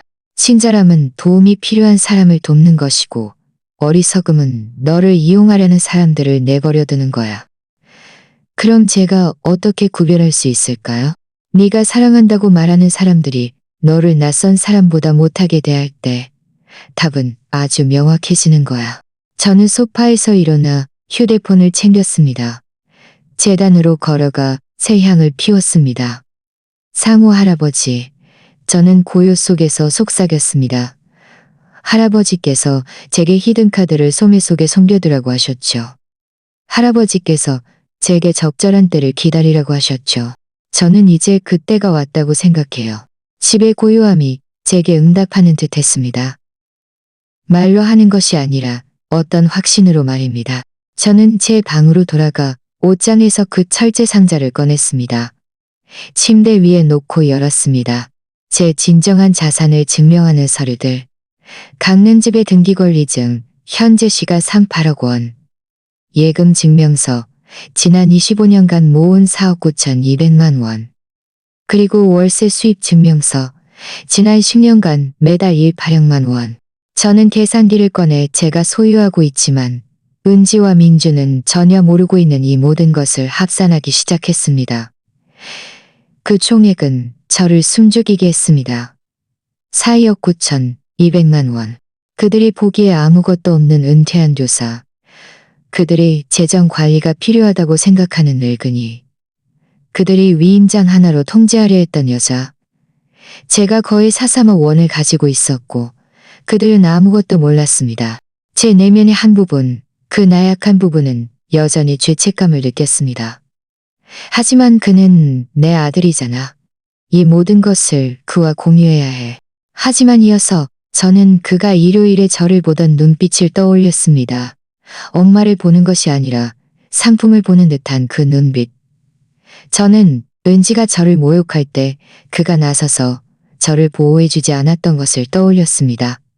저는 제가 그에게 빌려주었지만 그가 결코 갚지 않은 7~4억만 원을 떠올렸습니다. 저는 은지가 했던 모든 악독한 말들을 떠올렸고 그가 그 모든 것을 묵인했던 것을 떠올렸습니다. 제 내면의 무언가가 단단해졌습니다. 햇볕에 말린 시멘트처럼요. 민주는 이미 그의 선택을 했습니다. 그는 은지를 선택했고 탐욕을 선택했으며 저를 징덩이로 여기는 것을 선택했습니다. 이제 제가 제 결정을 내릴 차례였습니다. 저는 주소록을 꺼내 이름 하나를 찾았습니다. 서연은 제 예전 학생이었습니다. 제가 40년 동안 가르치면서 가장 뛰어난 학생 중 한 명이었습니다. 똑똑하고 성실하며 꿈으로 가득했지만 인생은 그녀에게 잔혹했습니다. 23살의 그녀는 아들 지호를 낳았는데 뇌성마비를 앓고 있었습니다. 아이의 아빠는 진단 결과를 듣자마자 사라졌습니다. 그녀는 온갖 집안 청소를 다니며 하루에 5집을 청소하고 새벽 6시부터 밤 9시까지 일합니다. 한 집 청소에 25,000원을 받고 하루에 5집을 채우면 125,000원을 벌 수 있습니다. 이 모든 돈은 지호의 치료비 때문이었습니다. 물리치료는 일주일에 3번, 한 번에 1억만 원이 들었습니다. 매일 지호는 차가 없었고 매일 지호를 데리고 버스를 3번 갈아타고 편도 1시간 반. 저는 가끔 그녀를 찾아가 물품을 가져다 주고 여유가 있을 때는 약간의 돈도 주었지만 그녀가 정말 필요한 만큼은 결코 되지 못했습니다. 저는 시계를 보았습니다. 새벽 4시. 저는 7시까지 기다렸다가 그녀에게 전화하기로 결정했습니다. 저는 다시 침대에 누웠고 이번에는 2시간 동안 잠을 잘 수 있었습니다. 제가 깨어났을 때는 새로운 날이었고 저는 새로운 지연이었습니다. 다른 사람의 동의를 구해야만 자신의 존엄성을 지킬 수 있다고 생각하지 않는 지연이었습니다. 그들이 저를 약탈할 계획을 세우고 있을 때 저는 이미 모든 말판의 말을 움직였습니다. 오전 7시 정각 저는 서연에게 전화를 걸었습니다. 전화는 4번 울린 후에 그녀가 받았습니다. 여보세요? 그녀의 목소리는 지쳐 있었습니다. 분명 지호를 데리고 나갈 준비를 하느라 이미 1시간 전에 일어나 있었을 것입니다. 서연아, 나 지연 선생님이야. 선생님, 그녀의 목소리가 즉시 밝아졌습니다. 잘 지내셨어요? 모든 일 잘 되고 계세요? 모든 일 잘 되고 있어. 아가야, 너와 중요한 이야기를 해야 해. 오늘 우리 집에 들러줄 수 있니? 대략 9시쯤에 전화 저편에서 잠시 멈칫하는 소리가 들렸습니다. 배경에서 그릇 부딪히는 소리가 들렸습니다. 하지만 선생님, 저 오늘 청소할 집 2군데 예약되어 있어요. 안 갈 수가 없어요. 내가 하루치 일당을 줄게. 1만 5천 원. 너는 2시간만 필요해. 또다시 멈칫하는 소리가 들렸습니다. 이번에는 더 길었습니다. 선생님, 괜찮으세요? 무슨 나쁜 일이라도 생긴 건 아니죠? 저는 웃었습니다. 몇 주 만에 처음으로 진심으로 웃었습니다. 정반대야, 서연아. 너는 곧 좋은 일을 겪게 될 거야. 나를 믿어. 네, 9시에 갈게요. 저는 전화를 끊고 준비를 시작했습니다. 샤워를 하고 검은색 바지와 와인색 상의로 갈아입었습니다. 머리를 단정하게 빗고 특별한 날에만 착용하는 귀걸이를 걸었습니다. 오늘은 특별한 날이었으니까요. 저는 커피와 빵을 준비했고 식탁을 마치 중요한 손님을 맞이하듯 차렸습니다. 왜냐하면 사연은 중요했으니까요. 9시 5분 전 초인종이 울렸습니다. 제가 문을 열자 서연이 서 있었습니다. 28살인데도 35살처럼 보였습니다. 고된 노동은 사람을 늙게 만듭니다. 그녀는 낡은 청바지, 낡은 운동화, 긴팔 상의를 입고 있었고 어깨에는 표백제 자국이 있었습니다. 머리는 바짝 묶은 포니테일이었고 화장기 없는 얼굴에는 깊은 다크서클이 있었지만 그녀의 눈은 빛나고 있었습니다. 그녀의 눈은 늘 반짝였습니다. 선생님, 그녀는 저를 꼭 안아주었습니다. 그녀에게서는 값싼 비누 냄새와 피곤한 냄새가 났습니다. 들어와 앉아. 저는 그녀를 거실로 안내했고 커피와 빵을 주었습니다. 그녀는 마치 아침을 먹지 않은 사람처럼 빠르게 먹었습니다. 분명 정말 먹지 못했을 것입니다. 지호는? 제가 물었습니다. 저희 엄마 집에 있어요. 제가 일할 때 봐주세요. 그녀는 입가에 묻은 빵 부스러기를 닦았습니다. 선생님, 제가 뭘 도와드려야 해요. 저는 그녀의 맞은편에 앉아 그녀의 두 손을 잡았습니다. 그녀의 손은 거칠고 갈라져 있었습니다. 쉬지 않고 일하는 여자의 손이었습니다. 서연아, 너 초등학교 6학년 졸업할 때 나에게 쓴 카드에 뭐라고 썼는지 기억하니? 그녀는 얼굴을 붉혔습니다. 선생님, 그거 17년 전 일이에요. 나는 기억해. 지연 선생님, 선생님은 제게 가난하다고 해서 열등한 것이 아니라는 것을 가르쳐 주셨어요. 노력하고 배우면 어디든 갈 수 있다고요. 언젠가 저는 의사가 되어 저와 같은 아이들을 돕고 싶어요. 이 모든 것은 선생님 덕분이에요. 라고 썼지. 서연의 눈가가 촉촉해졌습니다. 저는 의사가 되지 못했어요. 그녀는 작은 목소리로 말했습니다. 선생님, 죄송해요. 실망시켜드렸어요. 너는 나를 실망시키지 않았어. 인생이 너에게 아무도 혼자 감당해서는 안 되는 장애물들을 주었을 뿐이야. 하지만 너는 여전히 싸우고 있고 여전히 포기하지 않는 똑똑한 소녀야. 이것은 천장의 대학 졸업장보다 더 귀한 거야. 그녀는 손등으로 눈물을 닦았습니다. 선생님, 제가 뭘 도와드릴 수 있을까요? 저는 심호흡을 했습니다. 이것은 매우 중요했습니다. 저는 잘 말해야 했습니다. 나는 네가 오늘 나와 함께 어떤 절차를 박아주었으면 좋겠어. 그리고 나서 나는 너에게 선물을 주고 싶어. 선물이요? 선생님, 저는 선생님 물건을 받을 수 없어요. 선생님은 이미 저를 많이 도와주셨어요. 내 차. 그녀는 그 자리에서 얼어붙었습니다. 그녀는 제가 한 말을 이해하지 못하는 듯 저를 바라보았습니다. 뭐요? 내 은색 소형차 2010년식 내가 너에게 줄 거야. 오늘. 지금 당장. 사연은 고개를 저었고 눈물은 이제 완전히 멈출 수 없었습니다. 안 돼요, 선생님. 저는 받을 수 없어요. 그건 선생님 차잖아요. 선생님이 필요하시죠. 너는 나보다 더 필요해. 너는 매일 지호를 데리고 버스를 3번 갈아타고 재활치료를 받으러 가. 통학에만 네 시간이 걸려. 내 차가 있으면 40분이면 도착해. 더 많은 청소일을 맡을 수 있고 더 많은 돈을 벌어서 네 아들에게 더 나은 치료를 해줄 수 있어. 하지만 선생님, 서연아, 제 목소리가 단호해졌습니다. 내 말을 들어. 나는 40년 동안 교사로 일했어. 수백 명의 아이들을 가르쳤지. 대부분은 나를 잊었어.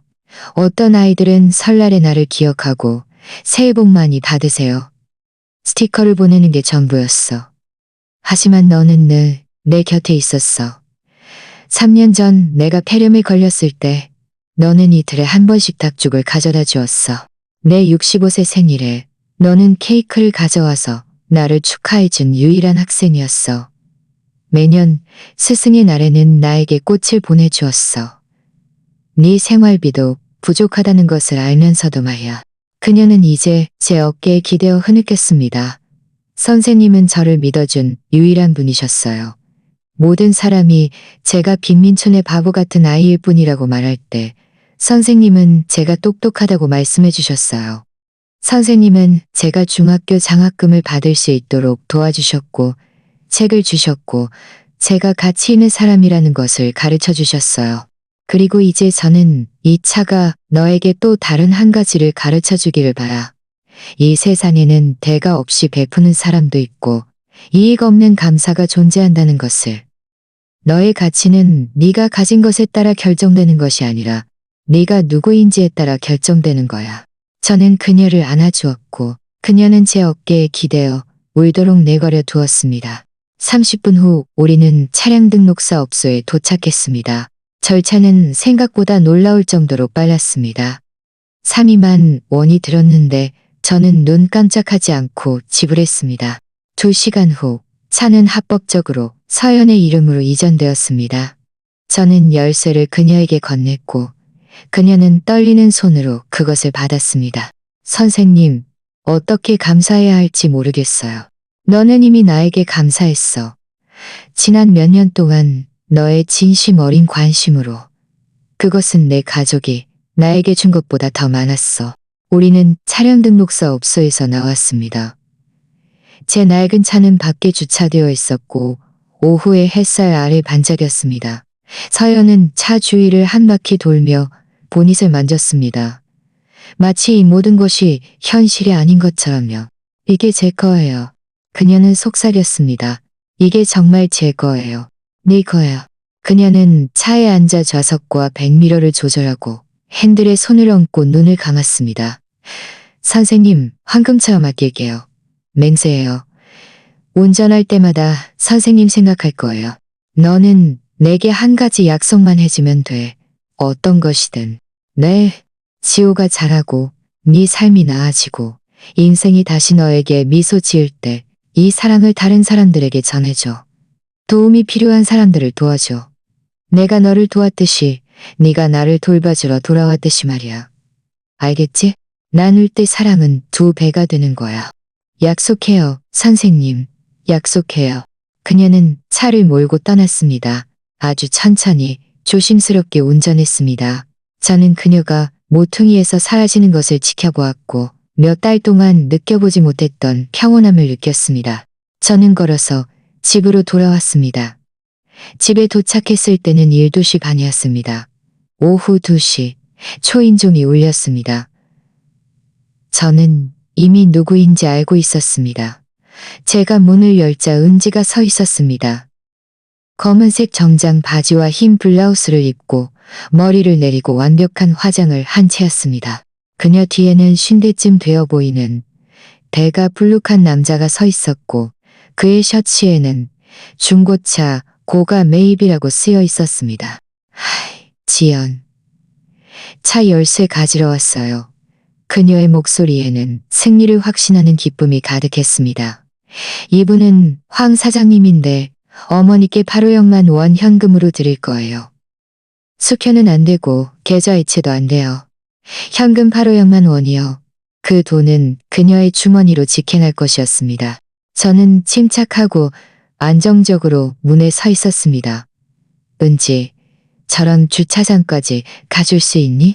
그녀는 제 침착한 어조에 혼란스러워하며 눈썹을 찌푸렸습니다. 거기 왜 가요? 열쇠만 주면 되잖아요. 나와 함께 가. 저는 집 옆에 주차 공간으로 걸어갔습니다.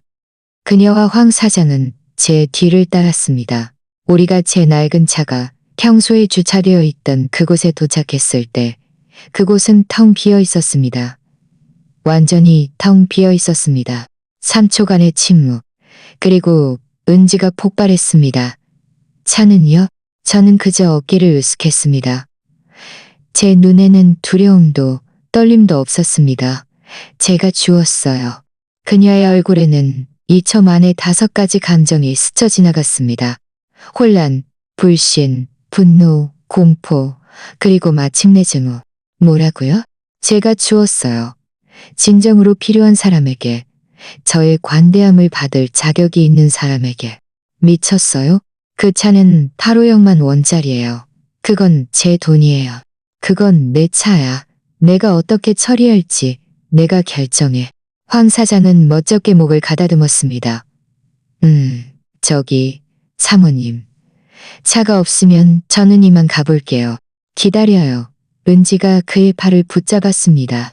그녀가 차를 돌려줄 거예요. 그렇죠. 지연, 아니, 제가 고소할 거예요.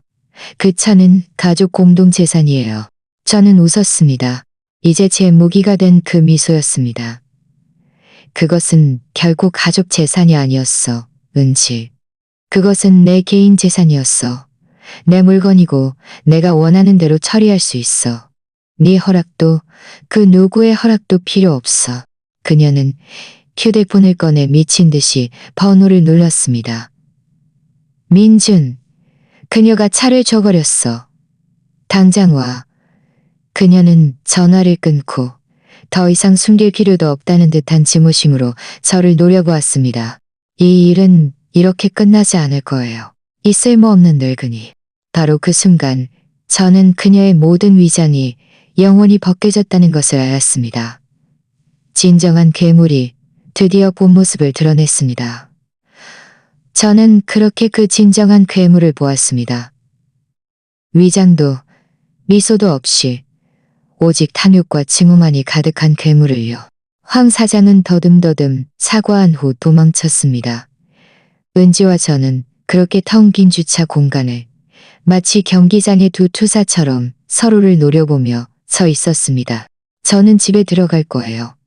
저는 침착하게 말했습니다. 너는 가든지 아니면 거리에서 계속 서 있든지 해. 하지만 너는 들어올 수 없어. 당연히 들어가야죠. 민준 씨 올 때까지 기다릴 거예요. 저는 그녀 앞에서 현관문을 쾅 닫았습니다. 그녀가 밖에서 소리 지르는 것을 들었습니다. 제가 결코 누구에게도 들어본 적 없는 말들. 며느리가 시어머니에게 결코 해서는 안 될 모욕적인 말들이었습니다. 하지만 저는 더 이상 신경 쓰지 않았습니다. 저는 거실에 앉아 물 한 잔을 따랐습니다. 제 손은 떨리지 않았고 심장 박동은 아주 평온했습니다. 지난 몇 달 동안의 두려움, 의심, 그리고 모든 사람을 기쁘게 하려는 감정들을 겪고 난 후 저는 이제 더할 나위 없는 명료함만을 느꼈습니다. 이상한 느낌이었습니다. 20분 후 민준의 차가 밖에서 급정거하는 소리가 들렸습니다. 차 문이 3개 닫히는 소리, 격앙된 말소리. 은지는 울고 소리 지르고 설명했습니다. 그리고 제 집 현관문이 쾅쾅 두드려지는 소리가 들렸습니다. 엄마, 문 열어. 저는 천천히 일어나 문을 열었습니다. 민주는 초췌한 얼굴에 땀을 뻘뻘 흘리고 있었습니다. 분명 회사에서 달려왔을 것입니다. 목에는 아직 사원증이 걸려 있었습니다. 은지는 그의 뒤에 숨어 있었고 눈은 붉게 붓고 화장은 엉망진창이었습니다. 머리도 헝클어져 있었죠. 그녀는 더 이상 완벽하게 차려입은 여자가 아니었습니다. 그녀는 자신의 진짜 모습 그대로였습니다. 파로영만 원을 잃은 절망적인 여자. 엄마, 뭘 한 거야? 민준의 목소리는 혼란과 분노 사이에서 떨렸습니다. 내 차를 주웠어. 누구에게? 서연이. 기억하니? 예전 내 학생, 뇌성마비 아들이 있는 아이. 그 차는 파로영만 원짜리예요. 은지가 뒤에서 소리쳤습니다. 그건 내 차였어. 저는 침착하게 대답했습니다. 어머니는 그럴 권리가 없어요. 은지. 하지만 민준이 팔로 그녀를 막았습니다. 민준은 심호흡을 하고 진정하려 했습니다. 엄마, 우리 그 차가 필요했어. 은지랑 나랑 계획이 있었다고. 너희는 늘 내 물건을 어떻게 쓸지 계획했지, 민준. 하지만 너희는 결코 내게 묻지 않았어. 우리는 가족이잖아. 가족은 원래 서로 돕는 거잖아. 돕는 것과 강탈하는 것은 달라. 아무도 엄마를 강탈한 적 없어요. 은지가 민준을 밀치고 제 집으로 들어섰습니다. 이 은혜도 모르는 할머니. 민준 씨는 평생 엄마를 먹여 살렸는데 이렇게 보답하는 거예요? 저는 콧방귀를 뀌었습니다. 유머 없는 웃음이었습니다. 민준이 나를 먹여 살렸다고? 너는 그에게 그렇게 말한 거니? 그건 사실이에요, 은지. 저는 제 아들에게로 돌아섰습니다. 저는 그의 눈을 똑바로 보았습니다. 민준, 내 눈을 보고 말해봐. 네가 나를 먹여 살렸다고? 그는 고개를 숙였습니다. 그것이 답이었습니다. 내가 네 기억을 되살려줄게. 제 목소리가 처음으로 높아졌습니다. 내가 너를 키웠어. 네가 7살 때부터 내가 2가지 일을 했어. 내가 독을 팔았어. 내가 떡을 팔았어. 내가 굶으면서 너에게 먹을 것을 주었어. 내가 TV를 팔아서 네 대학 수능 등록금을 냈어. 내가 네 모든 대학 등록금을 냈어. 네가 졸업하고 직장을 시작했을 때 내가 너에게 유일하게 요구한 것은 일요일에 나를 보러 오는 것뿐이었어. 그게 다였어. 나는 너에게 단 한 푼도 요구한 적이 없어. 그저 네 시간을 원했을 뿐이야. 민주는 침을 꿀꺽 삼켰습니다. 엄마, 저는. 그리고 그녀가 나타났지. 저는 은지를 가리켰습니다. 일요일은 이제 한 번, 그러다 한 달에 한 번, 그러다 거의 오지 않는 날이 되었어. 네가 왔을 때는 돈을 빌리기 위해서였지. 50만 원, 1억만 원, 1억만 원. 2년 동안 총 7,300만 원. 민준, 네가 나에게 얼마를 갚았지? 침묵. 단 한 푼도 없어. 그런데도 나는 결코 너에게 돌려달라고 요구한 적이 없어. 왜냐하면 너는 내 아들이니까. 왜냐하면 나는 네가 정말로 필요하다고 생각했으니까. 저희는 정말 필요했어요. 은지가 소리쳤습니다. 닥쳐. 저는 차가운 목소리로 그녀에게 소리쳤습니다. 그녀는 겁에 질려 한 발짝 물러섰습니다.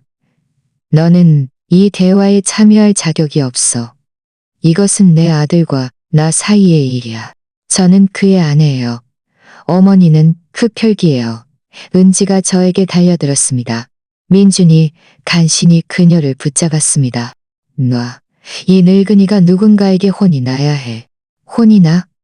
저는 두려움 없이 그녀에게 다가갔습니다. 진실을 듣고 싶니? 은지? 내가 진실을 말해줄게. 나는 네가 민준을 만났을 때 6,800만 원의 카드 빚을 지고 있었다는 것을 알아. 나는 네가 2년 안에 3번의 직장에서 해고되었다는 것을 알아. 나는 네가 내 2억여만 원짜리 예금을 투자했던 그 미용 사업이 사실은 피라미드 사기였고 네가 망할 줄 알면서도 그랬다는 것을 알아. 어떻게 알아요? 그녀의 얼굴이 순식간에 창백해졌습니다. 왜냐하면 나는 네가 생각하는 그 바보 같은 늙은이가 아니니까. 왜냐하면 6개월 전 네가 위임장 얘기를 꺼내기 시작했을 때 나는 사설 탐정을 고용했으니까. 왜냐하면 내 직감이 뭔가 잘못되었다고 말해줬으니까. 그리고 내 직감이 옳았어. 저는 책장에서 서류철 하나를 꺼냈습니다. 그것을 그들 앞에 펼쳐 보였습니다. 사진, 서류, 은행 거래 내역서. 이것이 네 현재 빚이야. 은지. 1억 2천만 원. 너는 민준의 월급을 쓰면서 명품 옷을 사고 피부 관리를 받고 친구들과 비싼 레스토랑에 갔지. 그렇지? 민준이 서류철을 들었습니다. 그의 손은 떨렸습니다. 그는 밤새도록 서류들을 넘겼습니다. 은지, 이거 사실이야. 설명할 수 있어. 그럼 이건 뭐야? 민준이 다른 사진을 가리켰습니다. 이 남자는 누구야? 그것은 은지가 카페에서 한 35세 남성과 손을 잡고 있는 사진이었습니다. 그는 제 사촌 오빠예요. 네 사촌 오빠는 부산에 살잖아, 은지. 네가 직접 말했어. 이 남자는 이 부장이라는 사람인데 결혼했고 아이가 둘이야. 그리고 네 불륜 상대야. 8개월째 교제 중이지. 공기가 순식간에 얼어붙었습니다. 민준의 손에 들려있던 서류철이 바닥에 떨어졌습니다. 그는 아내를 바라보았습니다. 그는 이 사람을 결코 알지 못했습니다. 네가 나를 배신했어. 아니야. 그 사진은 왜곡된 거야. 네 엄마가 거짓말하는 거야. 탐정은 사진과 비디오를 더 많이 가지고 있어. 모텔에서, 차 안에서, 그들이 빌린 시간당 숙소에서. 은지는 저를 증오심 가득한 눈빛으로 바라보았습니다. 그 증오심은 거의 만질 수 있을 정도였습니다. 왜? 민준이 속삭였습니다. 목소리가 부서져 내렸습니다. 나를 사랑하지 않는데 왜 나와 결혼했어? 은지는 대답하지 않았습니다. 제가 대신 대답했습니다. 왜냐하면 그녀는 네가 바보라고 생각했으니까. 부자 엄마가 있는 바보. 그녀는 내가 많은 부동산, 많은 예금, 많은 유산을 가지고 있다고 생각했으니까. 그녀는 너와 결혼하기만 하면 너를 조종해서 내 모든 것을 손에 넣을 수 있다고 생각했으니까. 그래서 그녀가 시도 때도 없이 여기로 달려온 거야. 그래서 그녀가 내 서랍을 뒤진 거고. 그래서 그녀가 그 위임장을 원했던 거고. 그래서 그녀가 나를 팔아버리고 요양원에 가두고 나를 사라지게 만들고 싶었던 거야. 거짓말. 은지는 이제 히스테리를 부렸습니다. 전부 다 이 죽은 늙은이가 질투해서 꾸며낸 거짓말이야. 질투? 제 목소리가 강철처럼 변했습니다. 만약 내가 침묵하고 네 위임장에 서명하고 내가 요양원에 갇히게 하고 네가 내 집을 가져갔다면 그게 질투라고 할 수 있었겠지. 하지만 나는 너를 질투하는 게 아니야. 은지. 나는 너보다 똑똑해. 이건 네가 결코 배우지 못할 점이지. 그녀는 또다시 저에게 달려들었습니다. 이번에는 민준이 그녀를 제때 붙잡지 못했습니다. 그녀는 저를 밀쳤고 저는 소파에 주저앉았습니다. 죽어버려. 이 늙은이. 이 모든 게 다 네 잘못이야. 네가 그렇게 이기적이지 않았다면, 네가 우리가 원하는 것을 주었다면 이 모든 일은 일어나지 않았을 거야. 민준이 그녀의 팔을 붙잡고 뒤로 끌어당겼습니다. 나가. 내 집에서 나가. 놔. 제가 나가라고 했잖아. 그는 거의 그녀를 현관문까지 끌고 갔습니다. 그녀는 소리 지르고 울고 발버둥 쳤습니다. 민준 씨, 저한테 이럴 수 없어요. 살아내요. 그녀는 거짓말하는 거야. 그녀는 우리를 갈라놓으려 해. 그는 그녀를 문 밖으로 밀어내고 문을 쾅 닫았습니다. 은지는 문 밖에서 문을 세게 두드리며 욕하고 협박하고 울었습니다. 민주는 문에 기대어 헐떡거렸고 눈에는 눈물이 가득했습니다. 그리고 그는 무너져 내렸습니다. 그는 문을 따라 미끄러져 바닥에 주저앉아 문에 등을 기댄 채 얼굴을 두 손에 묻었습니다. 그는 울었습니다. 아빠가 돌아가시는 울지 않았던 것처럼 아이처럼 울었습니다. 엄마, 미안해. 그는 흐느꼈습니다. 정말 미안해. 제가 뭘 한 거지? 대체 뭘 한 거야? 저는 그의 곁으로 걸어가 바닥에 앉았습니다. 무릎의 통증은 신경 쓰지 않았습니다. 저는 그가 어렸을 때처럼 그의 얼굴을 감싸잡고 제 눈을 보게 했습니다. 민준, 나를 봐. 그는 눈을 떴고 그의 아빠와 똑같은 눈이었습니다. 나는 너를 용서해. 정말요? 정말이야. 너는 내 아들이니까. 나는 너를 사랑하니까. 나는 내가 키운 그 민준이 아직 그곳에 있다는 것을 아니까. 그저 은지의 거짓말에 묻혀 있었을 뿐이야. 하지만 뭐, 용서는 있는 것을 의미하지 않아. 용서는 모든 것이 예전으로 돌아갈 수 있다는 것을 의미하지 않아. 용서는 내가 더 이상 원한을 품고 살지 않겠다는 것이지만 신뢰는 다시 쌓아야 해. 시간이 걸릴 거야. 얼마나 오래 걸리든 상관없어요. 엄마, 네가 필요한 만큼 오래 걸릴 거야. 그리고 그 유언자는 바뀌지 않을 거야. 적어도 지금은.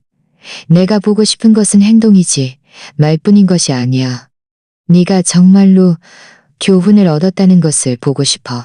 그는 고개를 끄덕이며 손등으로 눈물을 닦았습니다. 그럼 은지는요? 은지는 네 문제야. 내 문제가 아니야. 네 결혼 생활을 어떻게 할지는 네가 결정해. 하지만 내가 한 가지 말해줄게. 너를 속이고 이용하고 네 엄마까지 조종하려 했던 여자는 그 여자는 너를 사랑하지 않아. 그녀는 결코 너를 사랑한 적이 없어. 알아요. 이제 알아요. 그는 조용히 앉아 테이블 위에 펼쳐진 서류들을 바라보았습니다. 제 모든 재정 상태가 그의 앞에 펼쳐져 있었고 제 모든 비밀이 드러났습니다. 저는 그동안 엄마가 그저 적은 연금으로 겨우 살아가는 초등학교 선생님인 줄 알았어요. 그는 마침내 공허한 목소리로 말했습니다. 그런데 사실은 부자셨네요. 나는 부자가 아니야, 민준. 나는 그저 신중함을 배운 여자일 뿐이야. 돈은 선택권을 줄 수 있지만 사랑은 줄 수 없다는 것을 배운 여자. 때로는 자신을 보호하기 위해 비밀을 지켜야 한다는 것을 배운 여자. 가족에게서 자신을 보호한다고요? 너를 자원으로 여기는 모든 사람에게서, 가족으로 여기지 않는 모든 사람에게서. 또다시 긴 침묵이 흘렀고 벽시계의 초침 소리만이 들렸습니다. 엄마, 이제 제가 어떻게 해야 해요? 너는 이제 집에 가서 네가 은지와 계속 함께할지 말지를 잘 생각해봐. 그리고 너만의 삶을 시작해야 해. 나에게 의존하지 말고 내 돈을 기다리지도 말고 네 힘으로 살아. 그럼 제가 엄마 보러 올 수 있어요? 네가 원할 때 언제든지 와도 돼. 하지만 규칙이 있어. 오기 전에 미리 전화해야 하고 내가 동의하지 않는 한 은지를 데려오면 안 돼. 그리고 당분간은 불가능할 거야. 그리고 너는 나를 보고 싶어서 와야 해. 뭔가 필요한 게 있어서 오는 게 아니라 무엇이든 받아들일게요. 엄마. 그는 일어섰고 저도 일어섰습니다. 우리는 아주 길고 깊게 포옹했습니다. 모든 말로 표현할 수 없는 것들을 담은 그런 포옹이었습니다. 사랑해. 정말 사랑해. 나도 사랑한다. 내 아들. 영원히. 그는 떠났습니다. 어깨는 축 처져 있었고 초췌해 보였지만 적어도 정신은 차린 듯 했습니다. 저는 창문으로 그의 차가 멀어지는 것을 보았습니다. 저는 제가 가장 좋아하는 소파에 앉았습니다. 침묵. 제 집은 텅 비어 있었고 평화로웠습니다. 지난 몇 년 만에 처음으로 그 침묵이 더 이상 저를 짓누르지 않았습니다. 그것은 평화로움이었습니다. 저는 휴대폰을 들고 서연에게 전화를 걸었습니다. 여보세요? 선생님, 차 잘 굴러가요? 선생님, 말도 마세요. 지우가 너무 좋아해서 울었어요. 재활 치료받으러 가는데 35분밖에 안 걸렸어요. 35분요? 예전에는 3시간이 걸렸는데 저는 웃었습니다. 진심으로 따뜻하게 웃었습니다. 정말 기쁘구나, 아가야. 선생님은 괜찮으세요? 목소리가 좀 이상하신 것 같은데. 아주 잘 지내, 서연아. 내 인생에서 이렇게 잘 지낸 적이 없어. 저는 전화를 끊었습니다. 저는 재단을 보았습니다. 상우 할아버지가 사진 속에서 저를 바라보았습니다. 할아버지 말씀이 옳았어요. 독수리는 정말 자신보다 더 높이 나는 자만을 존경하는군요. 그리고 오늘 저는 날아올랐습니다. 그날 밤 저는 9시간 동안 푹 잤습니다. 악몽도 불면증도 없이 오직 평화만 있었습니다. 왜냐하면 저는 4-3억 원보다 더 귀한 것을 되찾았으니까요. 저는 제 존엄성을 되찾았고 다시는 아무도 그것을 저에게서 빼앗아갈 수 없을 것입니다. 저는 복수를 추구하는 것이 아니었습니다. 그저 그들에게 그들이 결코 배우지 못했던 것을 가르쳐주고 싶었을 뿐입니다. 그날 이후로 2주가 지났습니다. 은지 쪽에서는 아무 소식도 없었습니다. 반면에 민주는 지난 2주 동안 매일 제게 전화했습니다. 처음에는 어색하고 긴장했지만 점차 더 진심 어린 태도로 변했습니다. 엄마, 좋은 아침. 오늘 어때요?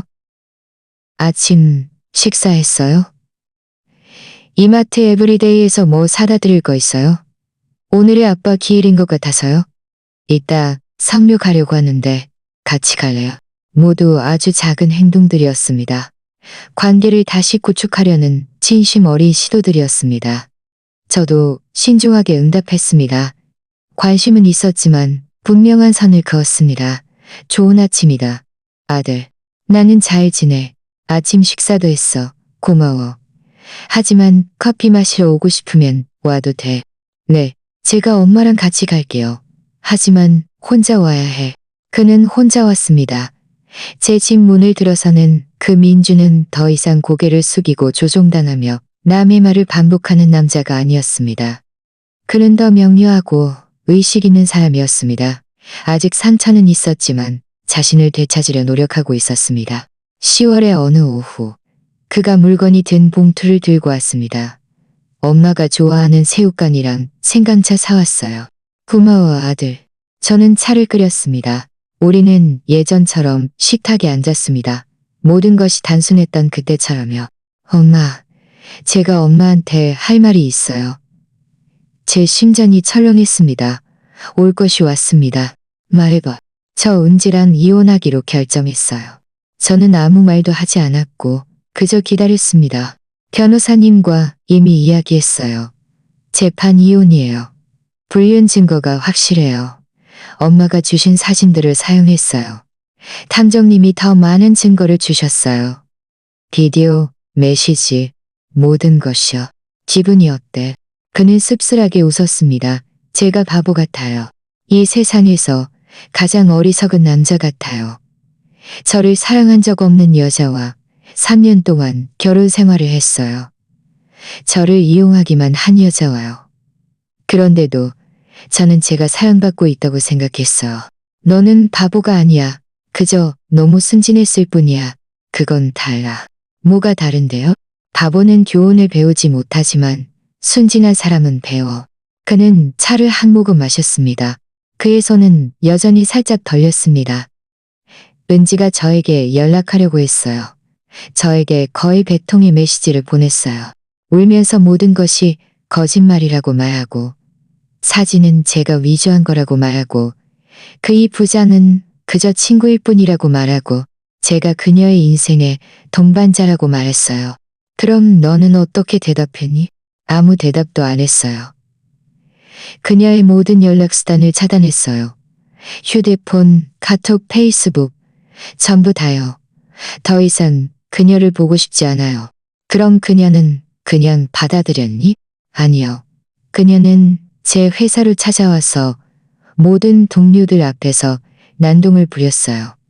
제가 이유 없이 자기를 버렸다고 울면서 엄마가 저를 세뇌시켰다고 말했어요. 저는 한숨을 쉬었습니다. 미안하다. 아들, 엄마가 사과할 필요 없어요. 그녀가 자초한 일이에요. 경비원이 그녀를 건물 밖으로 내보냈어요. 제 상사가 저를 사무실로 불렀고 제가 상황을 설명했어요. 그는 아주 이해심이 많았지만 그녀가 다시 소란을 피우면 경찰에 신고해야 할 거라고 말했어요. 잠시 침묵이 흘렀습니다. 더 많은 것을 발견했어요. 민준이 계속 말했습니다. 그의 목소리는 갈라져 있었습니다. 그의 부장이 유일한 사람이 아니었어요. 그전에도 한 명 있었고 그전에도 또 다른 한 명이 있었어요. 은지에게는 정해진 패턴이 있었어요. 돈이 좀 있는 남자와 결혼하거나 동거하고 그들이 아무것도 남지 않을 때까지 돈을 빼앗고 그리고 다음 사람을 찾는 거죠. 네가 어떻게 알았니? 그 탐정님이 계속 조사했어요. 그는 부산에 있는 그녀의 전 남자친구를 찾았어요. 저처럼 회계사였는데 그에게도 똑같은 짓을 했어요. 그 가엾은 사람은 아직도 그녀가 한도 초과시킨 카드빚 2천만 원을 갚고 있어요. 저는 일어나 테이블 주위를 돌았습니다. 저는 제 아들을 뒤에서 안아주었습니다. 민준, 정말 미안하다는 생각이 들어. 저도요. 제가 그 모든 것을 겪게 해야 해서 정말 미안해요. 제가 그 독사를 우리 집에 들여보내서 정말 미안해요. 다 지나갔어. 너는 정말 나를 용서했니? 말했잖아요. 엄마를 용서한다고. 하지만 신뢰의 시간이 필요해. 그는 제 어깨에 기대어 고개를 끄덕였습니다. 3주 후 토요일 아침 누군가 제 집 문을 두드렸습니다. 제가 문을 열자 은지였습니다. 하지만 완벽하게 차려입고 모든 것을 통제하던 그 은지가 아니었습니다.